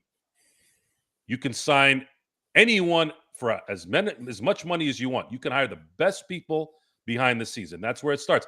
Foundationally, everything always starts foundationally, right? Why did Dr. Buss succeed when he first bought the team? Because he set up, at that time, the foundation. He valued that guy, the number one guy, right? Magic. He valued the people there in the offices. He rewarded those people who busted their ass to get the tickets sold, to put the events in the arena so that it can bankroll things. He put an onus on taking care of people. And that's what Mark Walter does in a much larger span now, almost 50 years later. And it's already shown. There's already credibility there. And then now you have, in my view, the greatest basketball franchise that's ever been created. And now you have, in my view, the best owner in sports. Oh, and you happen to get Luka too, who in my view is a top 3 player. Jokic, Shea, and Luka, when they're all on, they are the best 3 on the planet. And the Lakers have one of those guys just hitting his prime. It's a good spot to be in. Giannis is number 4. I only say Giannis is 4 because Giannis has been playing a little bit longer than the other guys. And he's still got a good 5 years left. But if you came to me today and you said, Joe, pick Giannis or Luka first, I'd still pick Luka.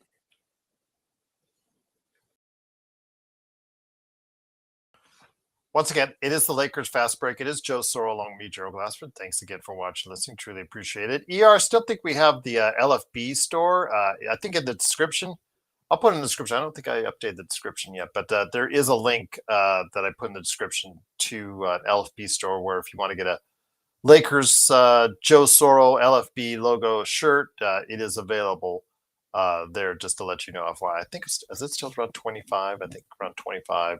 $30 with tax and whatnot.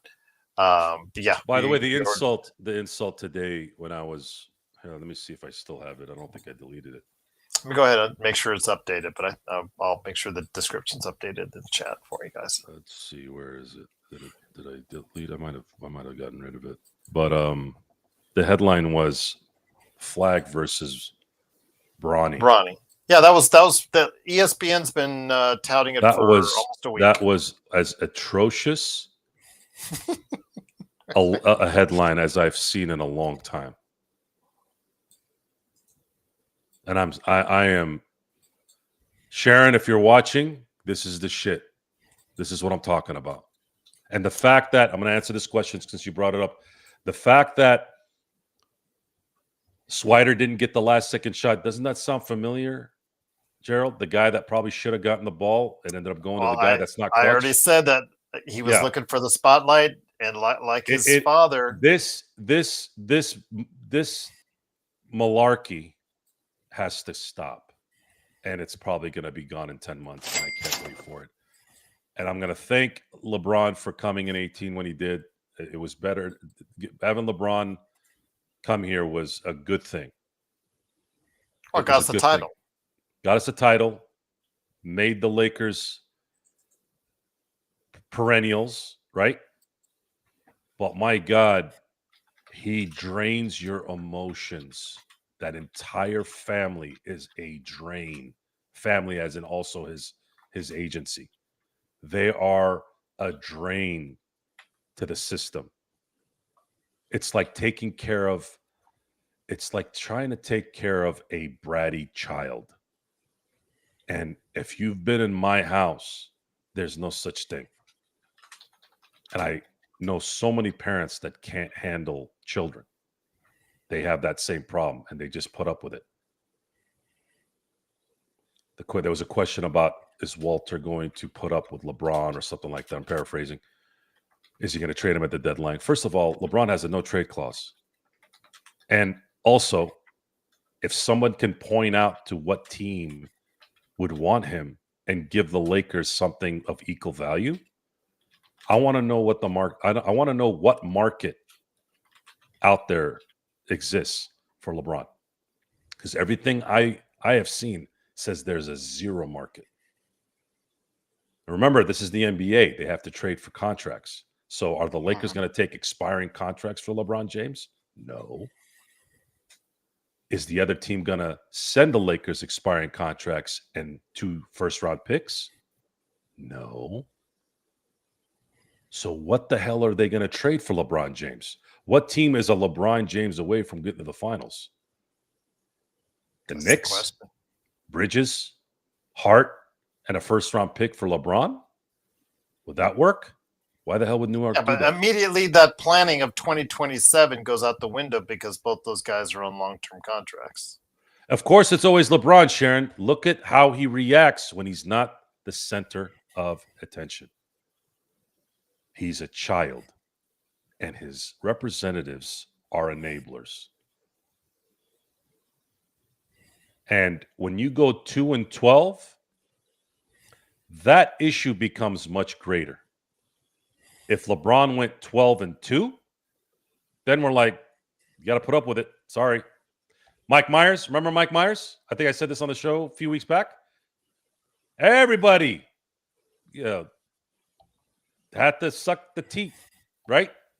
Mike Myers apparently is one of the hardest people to work with. Giant asshole. When he was doing the Austin Powers things, making a bunch of money from it, they put up with it. When he was doing Inglourious Bastards, putting up with it. When he was doing Wayne's World, put up with it. Soon as the Love Guru hit the shitter, guess what? Mike Myers disappeared. They were just waiting. They were waiting for the failure so they can tell him to go away or maybe not offer him what he wants. Sharon, who do you see that can make a trade for LeBron at this point? Who has the assets that you think would be LeBron James away for a championship that they wouldn't have to give up? Because the $52 million is still that's the deal, Joe. That's the deal. Very few teams that are LeBron James away from winning a championship have the kind of assets that would appease the Lakers that could get you to that $52.6 million. That's the question I have, Sharon. That's the thing. I don't want under any circumstances. I do not want him bought out. If he asked for a buyout, I would just say no because I'm not. You can't take the $52.6 million and tie that up on the Lakers cap and just say I'm going to go ahead and leave now. That I think is the worst case scenario. When have I mentioned LeBron's turnovers as a problem? When you handle the ball as much as LeBron has, I get it. You're going to have more turnovers. He has more turnovers than anyone all time, correct? Yeah. I've never mentioned, I never talk about his all-time turnover issue. Look, the guy's been playing for 50 years, and he handles the ball. You're going to have turnovers. Yeah. The issue with his turnovers this year, if you want to point at something, is at the end of the game turnovers, not overall turnovers. He's supposed to be the smartest player of all time, right? At least that's what I've been told. Guys, I've been through this so many times in my life in so many ways. And the thing is, society, because they want to avoid conflict, and of course, unless they're on social media because they hide behind their fucking computer like cowards, I don't do that. I don't do that. In real life, if somebody is saying something stupid that's not true, I tell them it's not true, whether I know them or not.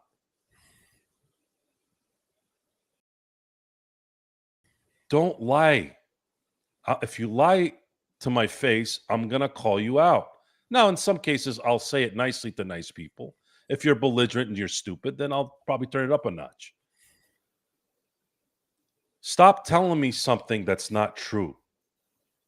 And wake up a little bit, okay? Just because we want LeBron to go doesn't mean we didn't appreciate him coming here, at least me.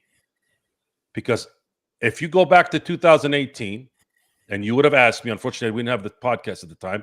If you had asked me, Joe, would you rather have Ryan Kelly, Tariq Black, and Rob Sacre on the team versus LeBron James? No matter how much LeBron irritated me even then, I'd be like, come on, LeBron James, what are you, nuts? What kind of question is that? But it's over, guys. It's over. Time is over. 41, guys, he's 41 years old.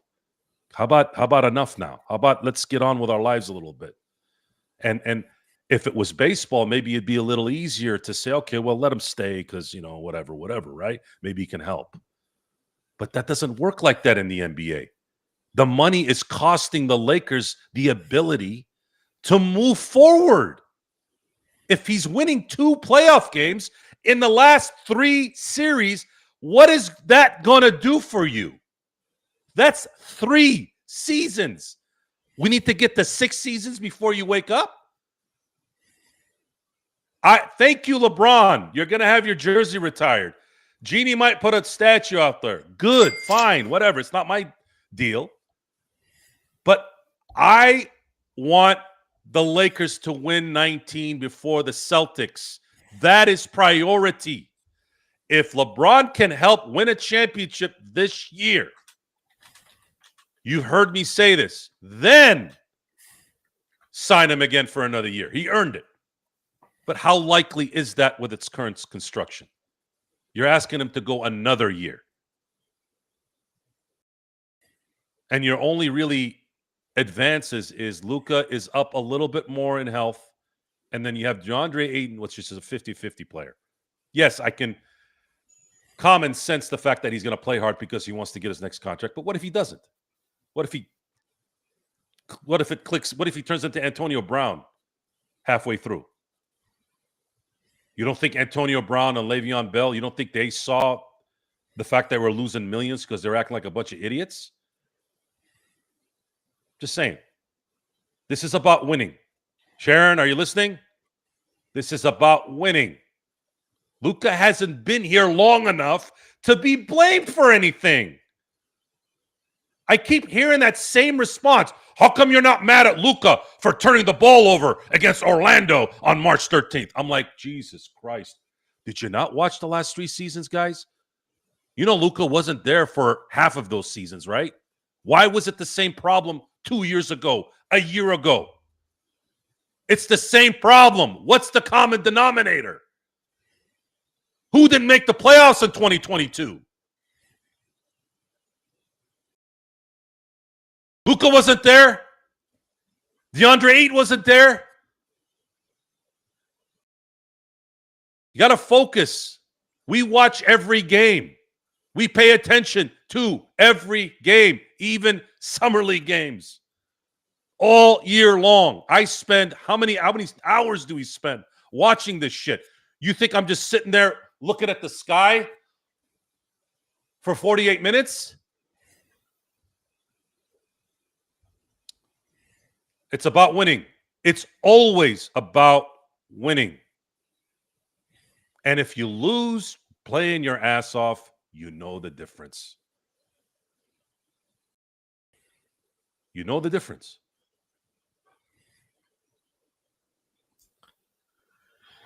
Intel Wild has his super chat right there for you. If you decide to do it, that's up to you. He said 5 shots in 10 minutes, a shot every 2 minutes. If you're interested in that, I'll leave that up to you. He did also mention about the arena situation. That's something I think that despite the lease, might also be taken a look at by Mark Walter once he takes over as well. But we'll have to wait and see on that one. But before you do anything, decide to go back at Sharon, back and forth on that, or Intel taking care of the drinks on that. What are your thoughts on Cooper? Did you get a chance to see Hold on, Cooper let me finish Flagg this. today? Let me answer this question. So Joe Soro, Laker, I don't know what the rest of that name is.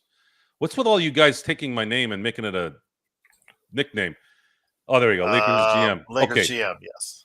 I have to look at this. I don't think it would have made a difference if he had taken a $25 million pay cut. And by the way, I never said he should take a pay cut. No. Others have said that. I'm not. No. He's not supposed to take a pay cut. However,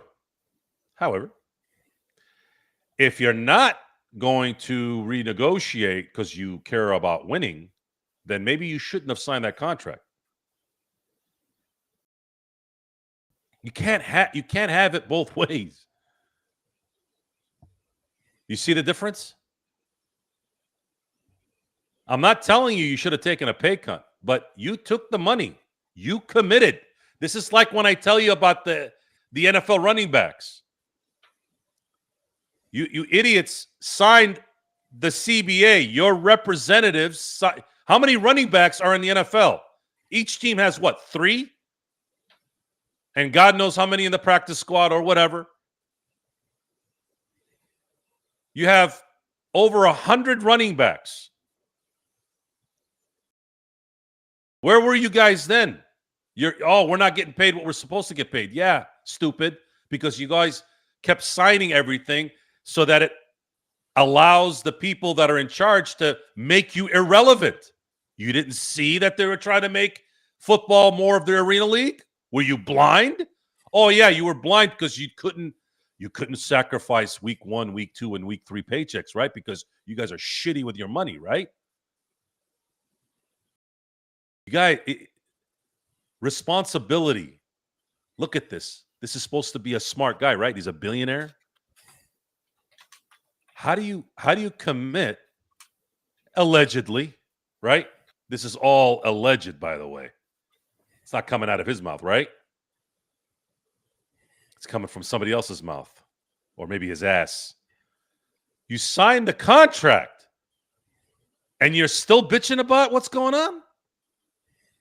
Gee, where have I heard that before? James Harden, Jimmy Butler. You really want this running around your team? No. I don't care who LeBron James is now. I don't care about any of this. Can you win? Can you compete to win? Even if you lose, like Indiana lost, they played their asses off. There's a difference. They played their asses off. And that's what we want. We don't want to lose 4-1 to the Timberwolves. The fuck? 4-1 to the Timberwolves? Rudy Gobert out rebounding your team? Rudy Gobert, one of the softest players on the planet, whooped your ass? How many times were you ahead of Denver in these games and you still sucked ass? Still couldn't close a damn door. Jesus Christ. All right, I got to go get the drinks. Before you go get those drinks, and while you're still sober, did you get a chance to see Cooper Flagg against the Lakers? Not a lot, no. He looked like every bit of a guy that hasn't played in the NBA yet. Yeah. Just from some. I know some people they're already evaluating their opinions. I'm not pitting him against Luka. I think that's unfair. I know that Div already is. He say, okay, Luka's way better. I don't think that's fair for the kid Flagg to pit him already against Luka because the parallels of what happened and whatnot. I just think that what I saw, kid's got some good vision. They're going to rely on him a lot to make plays, but he has to put a lot of things together, especially with his outside shot before we start talking about that. So I think that he's going to get every opportunity to succeed, and a team with a lot of big guys around that he can help alleviate some of that on defense. I think that's going to give him a good platform to succeed. And I think he'll end up being a really good player, but I don't want to base everything off the first time I see him, Joe. I don't. Lonzo Ball was the greatest summer league player I ever saw. How did that turn out? Yeah. Now, Cooper Flagg, I'm not a big Jason Kidd fan from a coaching standpoint. Who was there today, of course. If Jason Kidd puts Cooper Flagg at the point guard position, mind you, again, we're the idiots, right? We're the couch guys, right? Jason Kidd is an all-time great. Jason Kidd is one of the greatest point guards of all time. How are you going to convince me that a guy that smart could actually be saying? I literally heard him say this. And how am I? Why even bring up, oh, you don't know shit, you're a whatever, when we were the ones talking about certain draft picks that were butchered, and these guys are supposed to be the guys, right? Oh, everybody gets it wrong once in a while. Okay. How do you get that wrong, though? There's more blatant wrong in this than not. Why would you even consider putting Cooper Flagg when he's as a point guard? Unless he was joking. Was he joking and I missed the joke?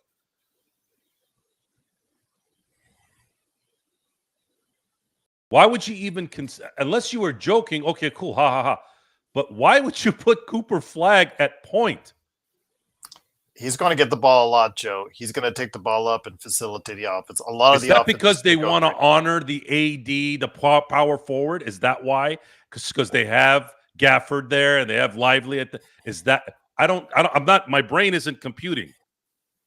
I need someone to make me understand that since I sit on the couch and point fingers, right? How does that make any sense coming from an all-time great? You know, Charles Barkley's an all-time great. Half the shit he says is garbage. It's just that the other half outweighs, pardon the pun, the bad.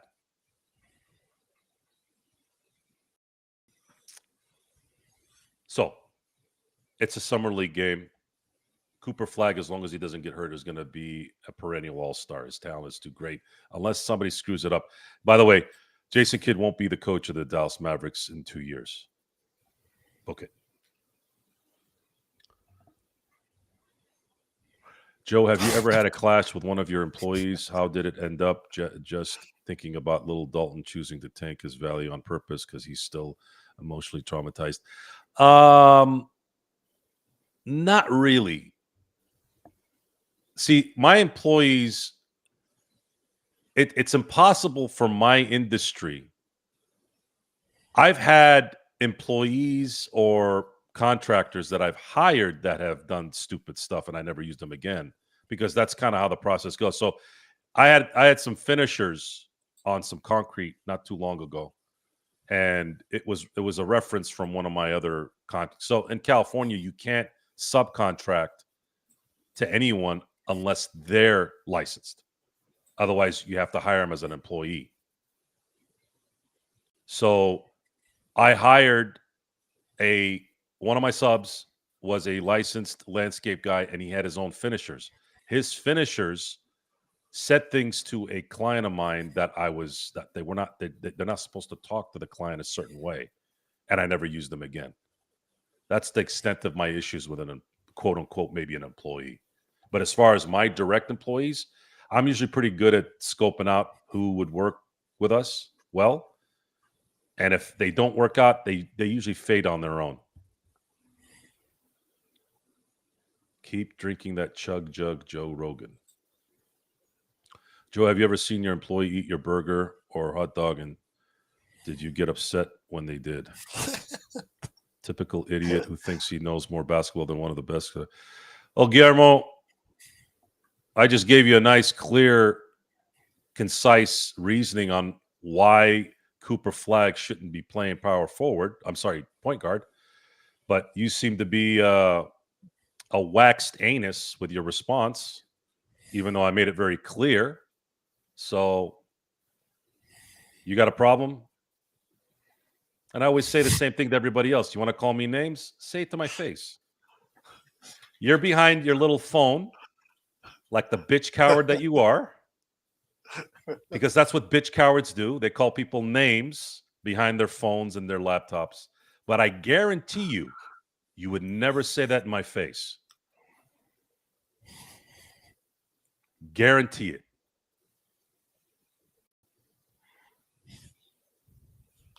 And by the way, we're know different. That, bitch. Know that, bitch. You will never say it to my face.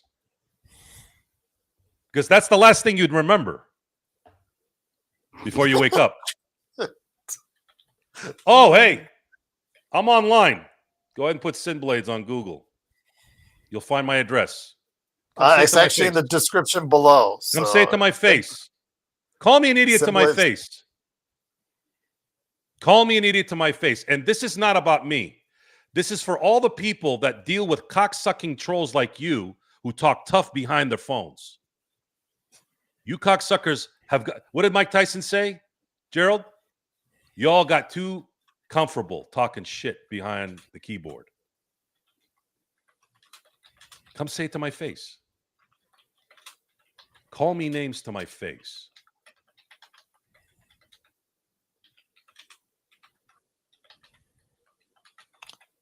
If you ever want to join the show, I gotta go get drinks. I can't let. He gets drinks. I'll be right back.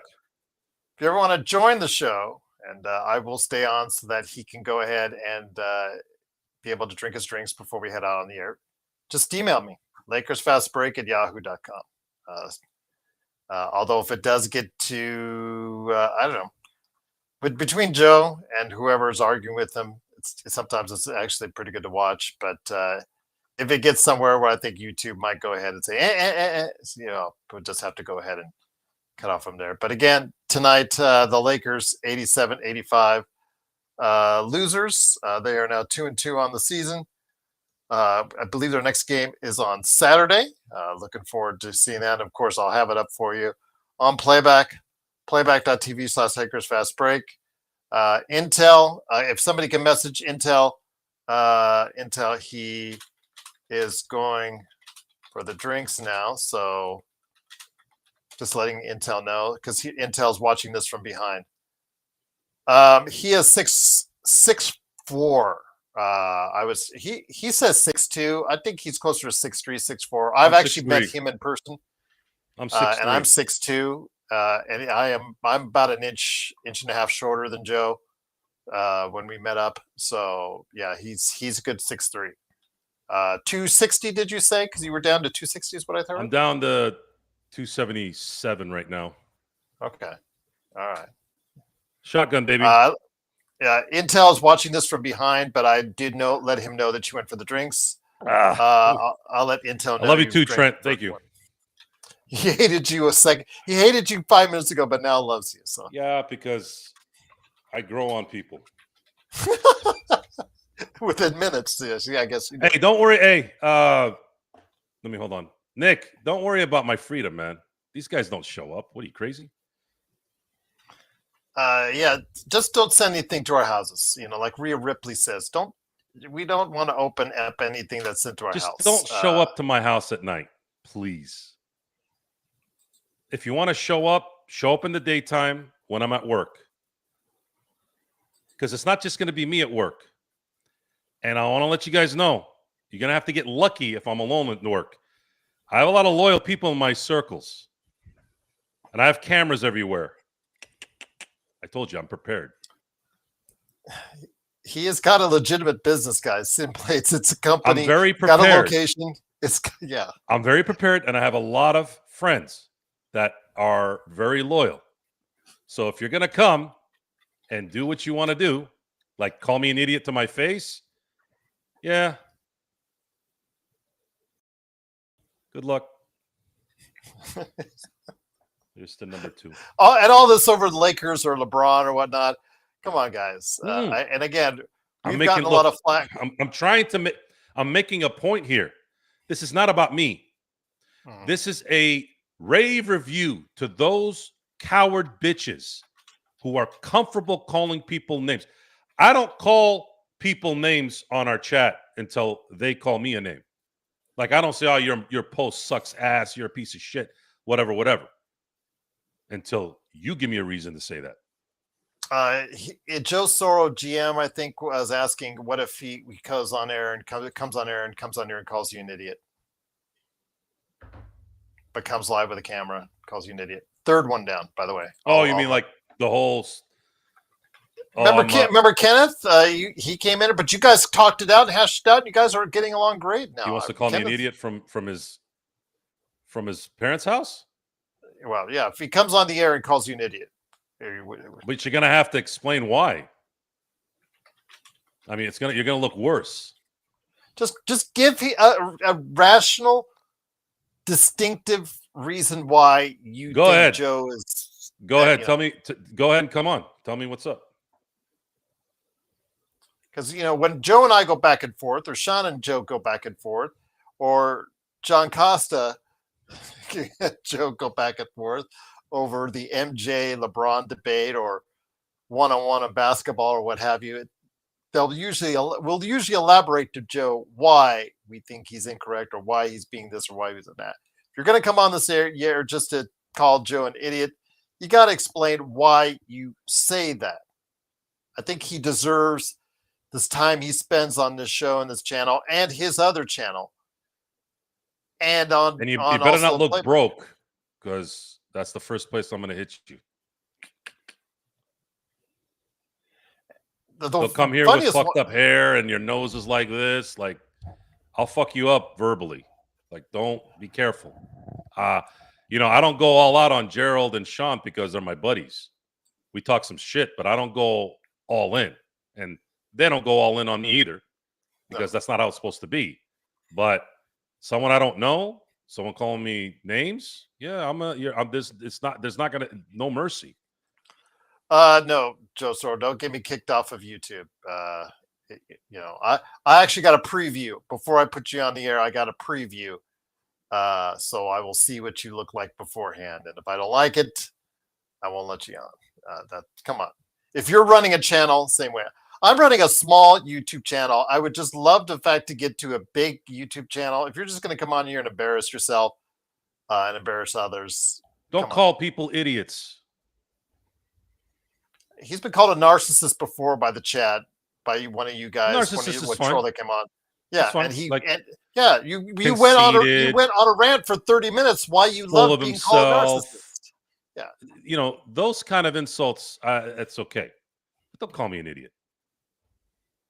No, that's a different word. I'm not an idiot. Yeah, if you're going to come on the show, at least, if it was your channel, how would you like to approach it? Now, if you're going to come on idiot, explain why. Because I explained it. Maybe he didn't hear it. Is that number 4 or 5? I know Jason Kidd is an all-time great. I know I'm not.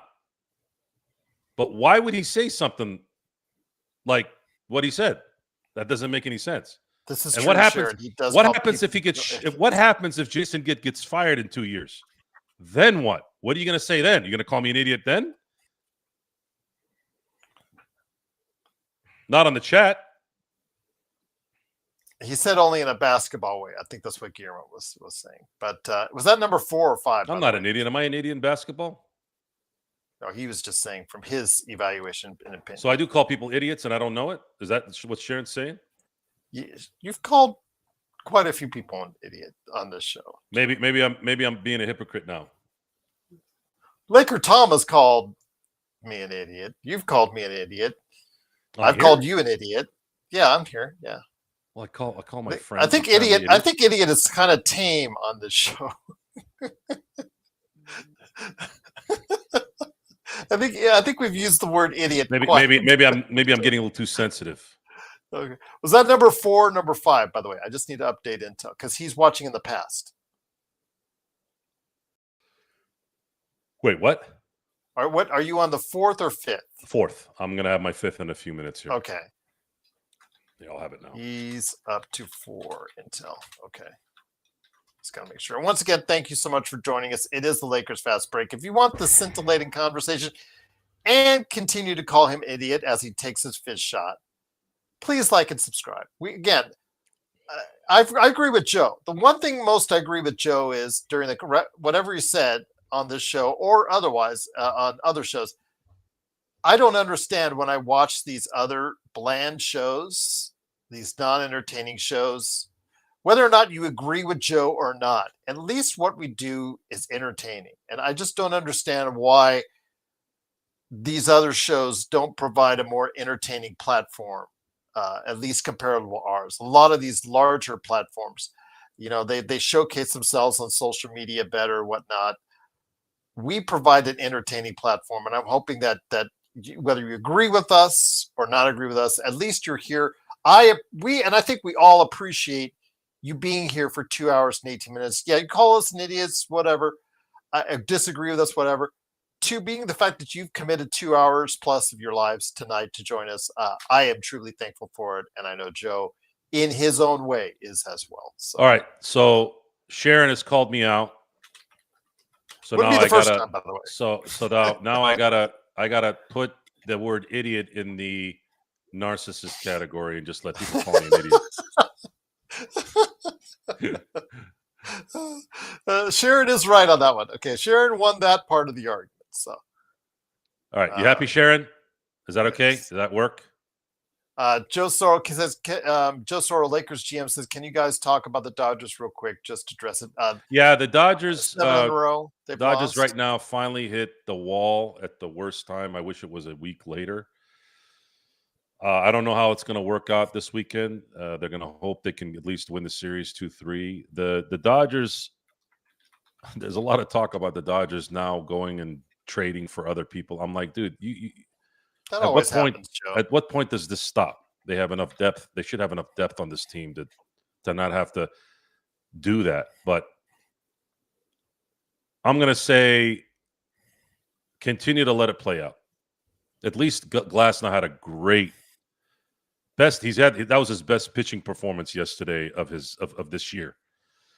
If God willing, him, Snell, Trident get back here after the after the All-Star break. Now you're not going to have to deal with the bullpen game as much, if at all. And then you have another arm that's going to be coming out of the bullpen. And hopefully guys like Mookie Betts can rest a little bit. During the All-Star break, get himself right. And then Freddie is going to be an All-Star game. I don't know if he's going to get rest, but I don't know. Everybody hit the skids at the worst time, I guess. And we have to, as Dodgers fans, we have to kind of let this play out a little bit. I wouldn't have minded the sweep against Milwaukee. It's the Houston series that really threw me off. I really, really hate that team. Everything about them. I would if they had won 2 out of 3 in that series at the very least and gotten swept at Milwaukee. I don't think it would have hurt as much. But I just didn't want to lose to Houston. That was the one that really bothered me. But let it play out, guys. It's July. It's July 10th, man. There's still 3 more months. This has to play out. Just have to play out. Trent Clapp says, I hate my life, Joe. He went from hating you to loving you to now hating his life, Joe. You shouldn't hate life as long as you're healthy. Are you healthy? If you're healthy, there's always a way. Are you really going to make me take another 5 shots for $20? No, he said for the 5. That was just thanking you for the 5. Oh, you added another 20 on top of the 100? Yeah, he did. Wow. He said, thank you for the 5. Good, and tell you're very gracious. Truly appreciate all your support. I'm already feeling it. So yeah, it's probably why it's probably why I got soft on the idiot probably line. Hey man, if you call me out and you're right, I'll take the blame. If I've been calling people idiots and not realizing it, then okay, fine. I'm ripping my hair out, Joe. Do you want me to save some in a little baggie? I was waiting for those stupid comments. Waiting for it. Yes, I would agree, Jay. At least I'm not a hot chick. God knows what those ladies have to deal with. And I remember I told you because one time I was on the show, or more than one time, where I've complained like, okay, the girls sitting next to in the kiddie pools and the bikinis on Twitch got more views than what we did. But you know what? They're out there, they're conversating with a lot of these guys, and I'm sure if I actually sat and I watched what they were saying to her for 2 or 3 hours, whatnot, I'd say, you know what? They earned that money to deal with that. It's a disgusting life. I have family members and friends that are bodybuilder types, and they get a lot of weird comments from other dudes. I think we're always linked to everyone Lakers native. Malcolm Brogdon is the latest of the day, the latest name of the day, because he's still out there. Chris Paul. I would, if they do need to pick up one more guy, which I think they do, I would lean towards Amir Coffey, 6'7", decent shooter, 40% last year from 3. Played in a Clippers organization that focused on defense, so even if he's an average defender, I think that brings something to the Lakers. So of the available players out there who might accept a minimum contract, I would say Amir Coffey right now would be what I would lean in. If you don't win the Bradley Beal sweepstakes, the Damian Lillard sweepstakes won't be until maybe just before playoff time at best, if he feels healthy enough. I think he might even just sit out a full year. So we'll have to wait and see with Damian Lillard. But Bradley Beal, I think is going to Clippers or Milwaukee because there's a starting spot there, Joe. What are your thoughts on Bradley Beal? I know his name has been linked to Lakers, but I really honestly think that trade of Norman Powell opened things up for Bradley Beal if he gets bought out to go to the Clippers. Even if even if Bradley Beal was wanting to come to LA, do you really want two guards again that can't play defense in the backcourt? Good point. The Marcus Smart rumor is probably has more credibility, even though Marcus Smart has probably lost a step and also not very reliable on But offense. it's not going to kill you, Joe, because that's expiring money. So if you, let's say, I'd said it won't kill you because, again, if you're trading that for, let's say, you don't trade any picks, but you trade Kleber and Vincent straight up for Smart, I'd do that just because it's all expiring. No, Yeah. Smart is not playing the best basketball he has, but it does improve your defense a little bit. And there you go. But it's not a game changer by any stretch. But if you're giving up those guys for them, then there's no loss. Yeah, there's no loss. And don't give up a second or anything like that. Don't attach anything to it. Just straight up. Yeah, I wouldn't mind. I'll do it. But you're don't not expect a whole lot. Yeah, you're not giving up anything at that point. I think that's a very fair deal. But just don't expect anything. When Laker Tom puts him on all these trades, and you hear Marcus Smart's name so much, it's because people put him on a pedestal, or Bruce Brown, or somebody that did well, or Wiggins. This is not if Wiggins gets traded to the Lakers tomorrow, Joe, which they shouldn't because there's still years on his contract. This is not the Wiggins from the finals, the NBA Finals MVP coming to you right now. This is a decent playing player at this stage of his career. 18 points, 17 points, 16 points a game. Pretty good defensively, not great anymore. Doesn't do anything really outstanding at this level in his career. It doesn't do enough for you to sacrifice whatever amount that you give up for him. I just don't see that happening. Plus, like you said before, remember he was out for a substantial period of time for personal reasons. Could that happen again? Although a lot of that was a death, I think, attributed to the death of his father in regards to that. But yeah, I just don't see the Wiggins.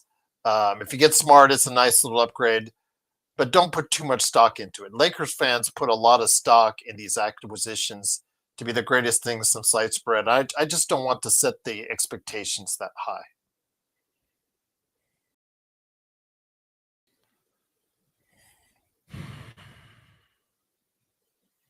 I don't know.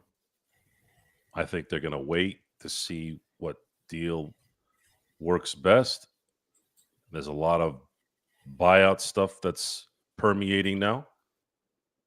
Is it going to be Marcus Smart? Is it going to be Bradley Beal? What's going to work best with Luka Doncic and LeBron James? I have no worry at this point, even if they don't do anything. He's probably going to go to the Clippers because he's got a starting spot right there waiting for him. If that's the case, it's the thing. It's just like Ayton, Joe. Just like are you Ayton. really going to go? At what point are you going to stop going to the Clippers? You're going to have a better shot as a Laker than a Clipper, no matter what you do, no matter how good the Clippers are. Even if he's starting, and they win. Bradley Beal. Yeah. How's he going to start? Again, they traded Powell away. They just traded Powell away. There's a starting. Yeah, but he plays the same position as Harden. Where's he going to play? How's he going to start? No, Harden plays the point. Not a good. It's not a good backcourt either. Bradley Beal and Harden. Sure, go ahead, do it. I didn't say it was great either, but I'm just have a field day. Yeah. Guillermo says Luka and Austin are probably the worst defensive backcourt in the whole league. I don't know if I could dispute that. Again, they didn't look like that the first month after the trade. But during the playoffs, obviously, a lot came to light then, Joe. Mm-hmm.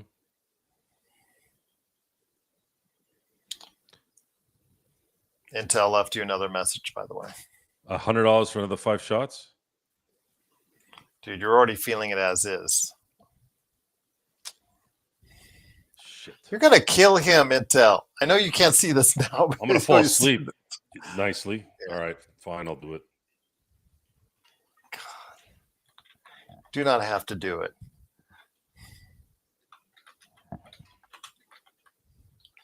You're brutal, Intel. He's doing it. What is it? 5 shots in 10 minutes? Yeah, the same thing. All right, just give me the buzz, guys. I think it's every 2 minutes, right? Or whatever. Yeah, something like that. Yep, that's that. But again, I think the Dodgers 162 games. I want to say I'm hoping it's a bump in the road for the Dodgers. See, Wait. the problem with this is they got all this depth to not be in this position. That's the frustrating part. Apple juice, yeah. No, this is Captain Morgan, man. I look like apple juice.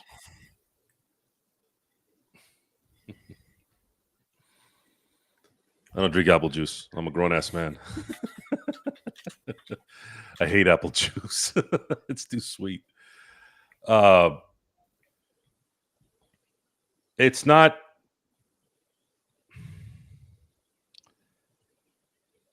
This is supposed to be the best team ever assembled, in my view, in modern baseball.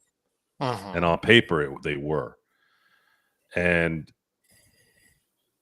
if they have Snell and Glass now pitch the way they're supposed to, and Yamamoto pitched the way he's supposed to, Clayton's pitched well, Dustin May's been pitching as well as he can, Shohei's doing what he's doing. If they have 5 solid starters, real starters that are pitching every 5th day after the All-Star break, I can see them going on a run. Well, let me put it to you this way, Joe. They've lost 6 in a row, right? Yeah. Who is leading the National League still after losing 6 in a row? Who's leading? Who's leading the National League? Who has the best record in the National League despite losing 6? Yeah, this Dodgers. There you go. I think that answers. Yep. So, shot number 2 down. Intel.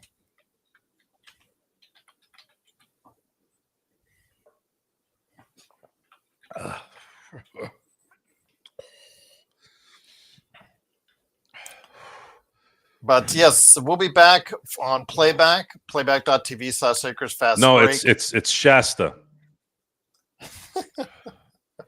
It's Diet Dr. Shasta. We'll be back on playback Saturday. I think it's 5:30, if I'm not mistaken. Yes, 5:30 against New Orleans. So 5:30 Pacific time. We'll have it up for you right there on playback, and then we'll be back to recap the game later that evening. Yeah, I agree, Nick. Don't destroy your liver, Joe. But again, he's an adult. He wants to do that, but guys, I'm not a drinker, so when I drink, and it's fine. That's okay. Don't worry. He's a big guy, so but yeah, I don't want him destroying his liver. It's rum. Rum is rum. You know, in a lot of ways, rum is like soda. Jay, just basically what we do is, okay, playback, you sign up for a free profile, just like you do on YouTube. You go on to a certain channel, like for instance, our channel, the Lakers Fast Break. If I see you there, you can be part of the chat.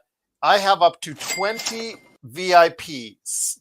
And what VIP does is each VIP gets to see exactly what I see. And basically, it's the feed of the game. During the regular season, it's the actual NBA TV feed, meaning the feed without commercials. You'll actually time out. You'll see what's going on around the court. During halftime, you get to see all the acts, like the Panda lady who just broke her wrist last week. We saw her 50 times during the season, and all the other NBA halftime. You see all that stuff. So again, if you come on playback, I have up to 20 VIPs I can issue out for every game. And if you come on, I'll just click a VIP on you, and you'll get to see what I see. And you'll get to be part of the chat if you want. Or even if you're not wanting to see it, what do we see? You can still be part of the chat and just interact with us and have a good time. Sometimes we're live on the air. Sometimes we'll just be chatting in the box with you. Depends on our availability. But yeah, especially when we're live all there, it's right. And on stage, it's really fun on playback. But yeah, you join us again, or especially if you're out of this country and you don't have regular feeds to the Lakers games, playback is really a good option for you guys. So yeah, give me a heads up on playback. Playback.tv/LakersFastBreak. Lakers fast break. Have we had Fresca? I have in my lifetime, yes, but that's in my lifetime, and it's not in this recent part of my lifetime. But yes, I remember having a Fresca, I believe, a long time ago, and my taste buds didn't get along with it. I think is probably the best way I'll say it. Intel, again, your graciousness, your kindness, your generosity is always greatly appreciated. It does help this small channel because it does cost money. You hear it from all the YouTubers. It does cost money to run this channel. So this goes a long way for, again, the ad views, people watching the ads, liking, subscribing, helping us get views. That whole stuff helps to keep the channel sustainable and up on the air because it's hard running this thing over the course of the many years we've been doing it. So what number are we at? 4. 4? Okay. Well, I'm not a drinker, Joe Soros, so I'm pretty boring with my drinks. My best snacks. That's a good question. Best snacks. Flamin' Hot Cheetos. Okay. Flamin' Hot sunflower seeds. Not a surprise. Peanut M&Ms. Mm-hmm. Boston baked beans. Mm-hmm. As a snack. White chocolate Hershey bar. Oh, that's a good one. For me, Kit Kat, Frito Scoops. Also as well, I'll say probably Twisted Pretzels. Pretty much anything, like the pub kind. I really like those. I'll also say as a fourth, Triscuits. I like Triscuits a lot. And number 5, Gardettos. Always got to have Gardettos. I know they cost like $900 for Gardettos at the airport, but yes, I love Gardettos. So yes, and that anybody that's been to the airport knows that the Gardettos are most prominent at airports, and that's where they cost the most. So yes. All right, 5th and last one. All right, 5th and last one, Intel.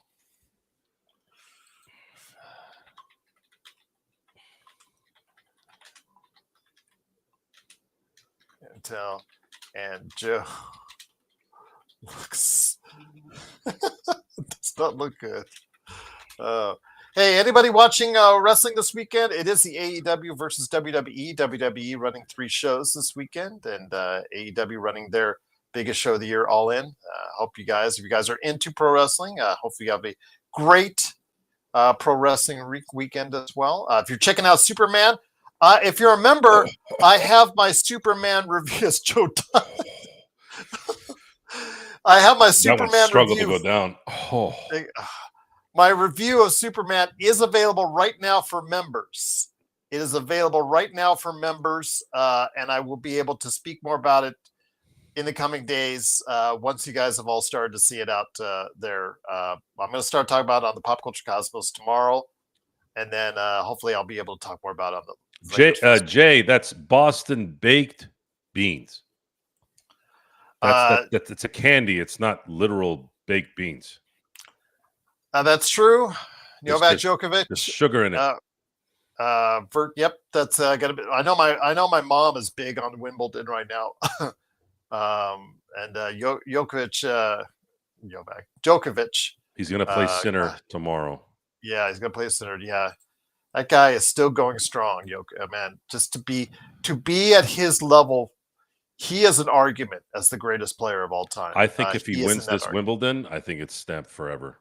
Yeah, I agree with you. It might already be there, but this would be it. Yeah. Nick T says Christopher Reeve was the real Superman. But Nick T, you may not be wrong. He was a good Superman, but who knows? You might even like the Superman if you watch it. Yeah, I'll just say he was committed to the role. I'll leave it at that. You could tell. Yeah, he kind of liked doing this role. I'll say that. And Gunn liked directing this role. Did it turn out to be a good movie because of it? I can't elaborate on that. But It's got a 70 on Metacritic, so that's okay. For a big budget movie, 70 is not too bad. Intel Wild says Del Tacos Del Scorcho sauce. I've had that once, Intel. It's got a nice kick. It's got a real nice kick. I agree. Better than Federer? We had the best. Well, so here's my assessment on Federer. See, I'm already jacked up. Federer. Man, that apple juice is hitting hard. I think at the peak, in my view, I think Federer peaked higher than Djokovic and Nadal. Like at his peak, I think he had a higher peak. But Joker got Federer too many times. Nadal got Federer too many times in the big games to make him number one. And it's not his fault. It's just the luck of it. Nadal in that conversation? I mean, Nadal and Djokovic, Eli Manning, Tom Brady too much in that setup. Nick T, yeah, Herb Jones signed an extension today. That's a bummer. That's one. You guys talked to me, and I remember I've said over recent days, I've said this actually before. Who did I think that the Lakers should target really hard and throw assets at the wall? What a kitchen sink. If they would have gotten Herb Jones and Trey Murphy to add to LeBron and Luka and a center, now we're talking. But nope, does not look like that's going to be. So both guys have, I believe, signed extensions, and both are going to be there in New Orleans. If New Orleans is smart, which is still up for debate based on their latest trade, yes, they should be there for a while. Just that's a good question, Joe Soro. Just a hunch. Have you seen a lot of these? You've seen every small market teams are just dropping millions on these players. Yeah. That must mean these TV contracts are going to explode. Yes. So, and even though the salary cap is only going to explode 7 to 10% each year, yes, that means that they are going to probably once the Bally deals are up, Joe, because the Bally, the situation with that, they went into bankruptcy, had a lot of problems. A lot of the teams are still tied to it. Once that alleviates itself in those affected local markets and they're able to get better deals, you should see some real revenue for these teams, even these smaller market teams, to get better deals on that. But Joe Soro had a good Lakers GM had a good question. Who are Novak, Roger, Nadal if you had to compare them to NFL players? All-time NFL players? Yeah, if you had to compare them to a player, NFL player. I thought that was a really good question. I like that. Outside the box. All time? Or let's just say the last 30 years. Let's say you saw, you're watching Novak Djokovic. Okay, or Roger Federer or Nadal. Compare them to NFL players. A lot of respect to Pete Sampras, Andre Agassi, Yvonne Lendl, McEnroe, Connors, Borg, all those guys. He said all-time NFL players. Okay. Or anybody at any timeline. Respect to all those guys I just said. But honestly, I watched almost all those guys play. Some of them at the tail end, but I remember those guys playing. But if you were to compare Nadal, I don't think there's anyone in the history of tennis that's better than Novak, Federer, and Nadal 1, 2, and 3. But if you were to compare them to a football player. So if I was going to compare the three, it would be Tom Brady, Jerry Rice, and Jim Brown.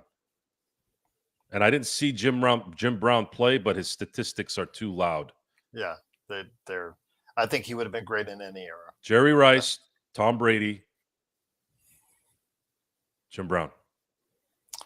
Who is the most skilled, Sharon's asking, the most determined? Djokovic. Yeah, Djokovic would be down 4-1 against Federer, and he'd come back and win the set. He is Michael Myers and Jason Voorhees together. That's what won him those games, those matches. I would say the most skilled is the one who's won the most on the different platforms, whether it's the clay, the grass, regular They've court, all see that's the confusion there. They've all won. But each one, well, one There of them was a will time have a where specialty. there was a time in tennis where no one won the French. Yvonne Lendl, Pete Sampras, like everyone's like, I can play on the hard court, I can play on the grass, but I can't play on the clay. But and mind you, Federer only won one French Open, and that happened to be the one year that Nadal wasn't. I think he might have been injured or he lost early. But if you encompass all of it, then you have to pick Djokovic. So. Yeah, it's hard. It's hard. It's hard to. It's just hard, man. I don't think Jimmy Connors won it in French. I know Macaron didn't. I have to look back. You know what? You know the best tennis. Because Djokovic and Margaret Court are tied. They're tied for Grand Slams. The best tennis before Nadal, Novak, and Federer was 90s. Yeah. Female tennis in the 90s was an absolute juggernaut. Late 80s and 90s. Martina Navratilova, Steffi Graf, Monica Seles, Conchita Martinez. Like, you're talking about this. That's like the era of bodybuilding now. Like the third and the fourth best players in Grand Slam competition would have wiped the floor of anyone now. But they were losing to Martina. They were losing to Seles. They were losing to Graf. That's how great that late 80s, late 80s, 90s women's tennis was. The best era of tennis, in my view. But if Djokovic wins, he will be all-time the greatest as far as the number of Grand Slam wins ahead of Margaret Court. Yeah. And again, I'm saying this, Sharon, I'm with you on that. Federer at his peak has an argument of being the best. But Djokovic got to Federer when Federer was slowing down a little bit. And Nadal and Federer, I think if Federer and him weren't as close friends, I think Federer would have won more matches. But that's just my assumption. There's nothing behind it.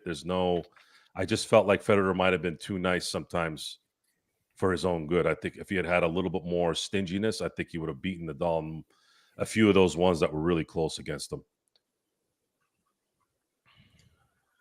Great discussion. Great discussion there. Well, it's important to let everybody know that we know our shit.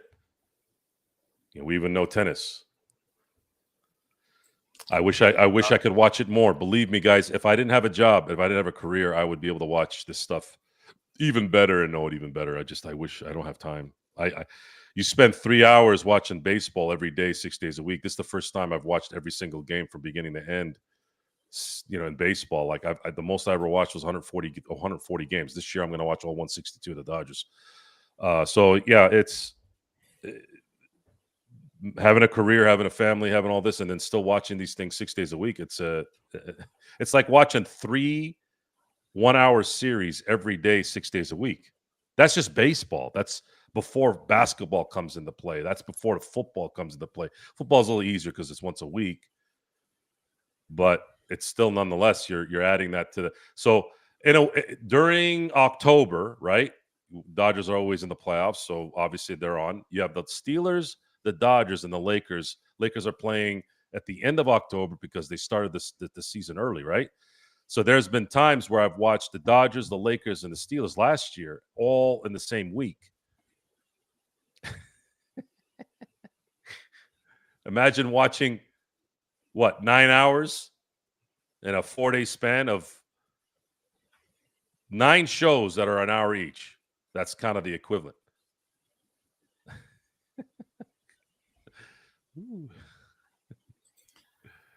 What a great chat, though.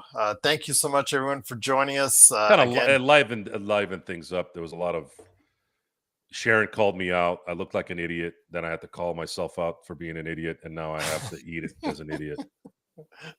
Well, there you go. Thanks, Sharon, for finally sticking it back to me and winning. Thank you. Appreciate that. Go. And Guillermo, I hope you're happy. You won. Yes. There you go. A rare admittance to Joe Soro losing. Well, Had to see it to apparently, believe I've been calling people idiots and I haven't realized it. So that's not good. yes. Yeah, but we move on. It is, of course, the Lakers Fast Break. Again, if you want to join us on playback.tv/Lakers Fast Break, it's in the description below, along with our merchandise, all of our friends. They're listed in there too. Yeah, go ahead and make sure you follow them. Again, Joe has a video game. If you're interested in the finding genre, go ahead and check out, of course, Corrupt on Steam. Joe will be back on his channel, the Joe Soro channel, sometime soon. And then again, of course, the Lakers on Saturday at 5:30. So yes, they'll be available to watch right there on playback as well. And then probably stop by after a little later in the evening to go ahead on Saturday night to go ahead and talk some basketball with you as well. So yeah, we try to keep it live enough for you guys. So Joe, 10 shots in. Any last thoughts before we head on out? Good night. Joe's going to sleep now. I'm going to sleep. I'll be in La La Land in about 10 minutes. There you go. Let's speed up the process. I'm going to see if I can get to the shower first before I fall asleep. Brush my teeth. Taking any bets, anyone? Taking any bets? But it is, of course, the Lakers Fast Break. Thanks, Joe. Truly appreciate you joining us. For Joe Soro, it's me, Joe Glassford. Thanks again for watching, listening. We'll be back most likely Saturday. If there's any big news on Friday, we'll stop on by as well. But we know we always got you covered for the Lakers, always right here at the Lakers Fast Break Podcast.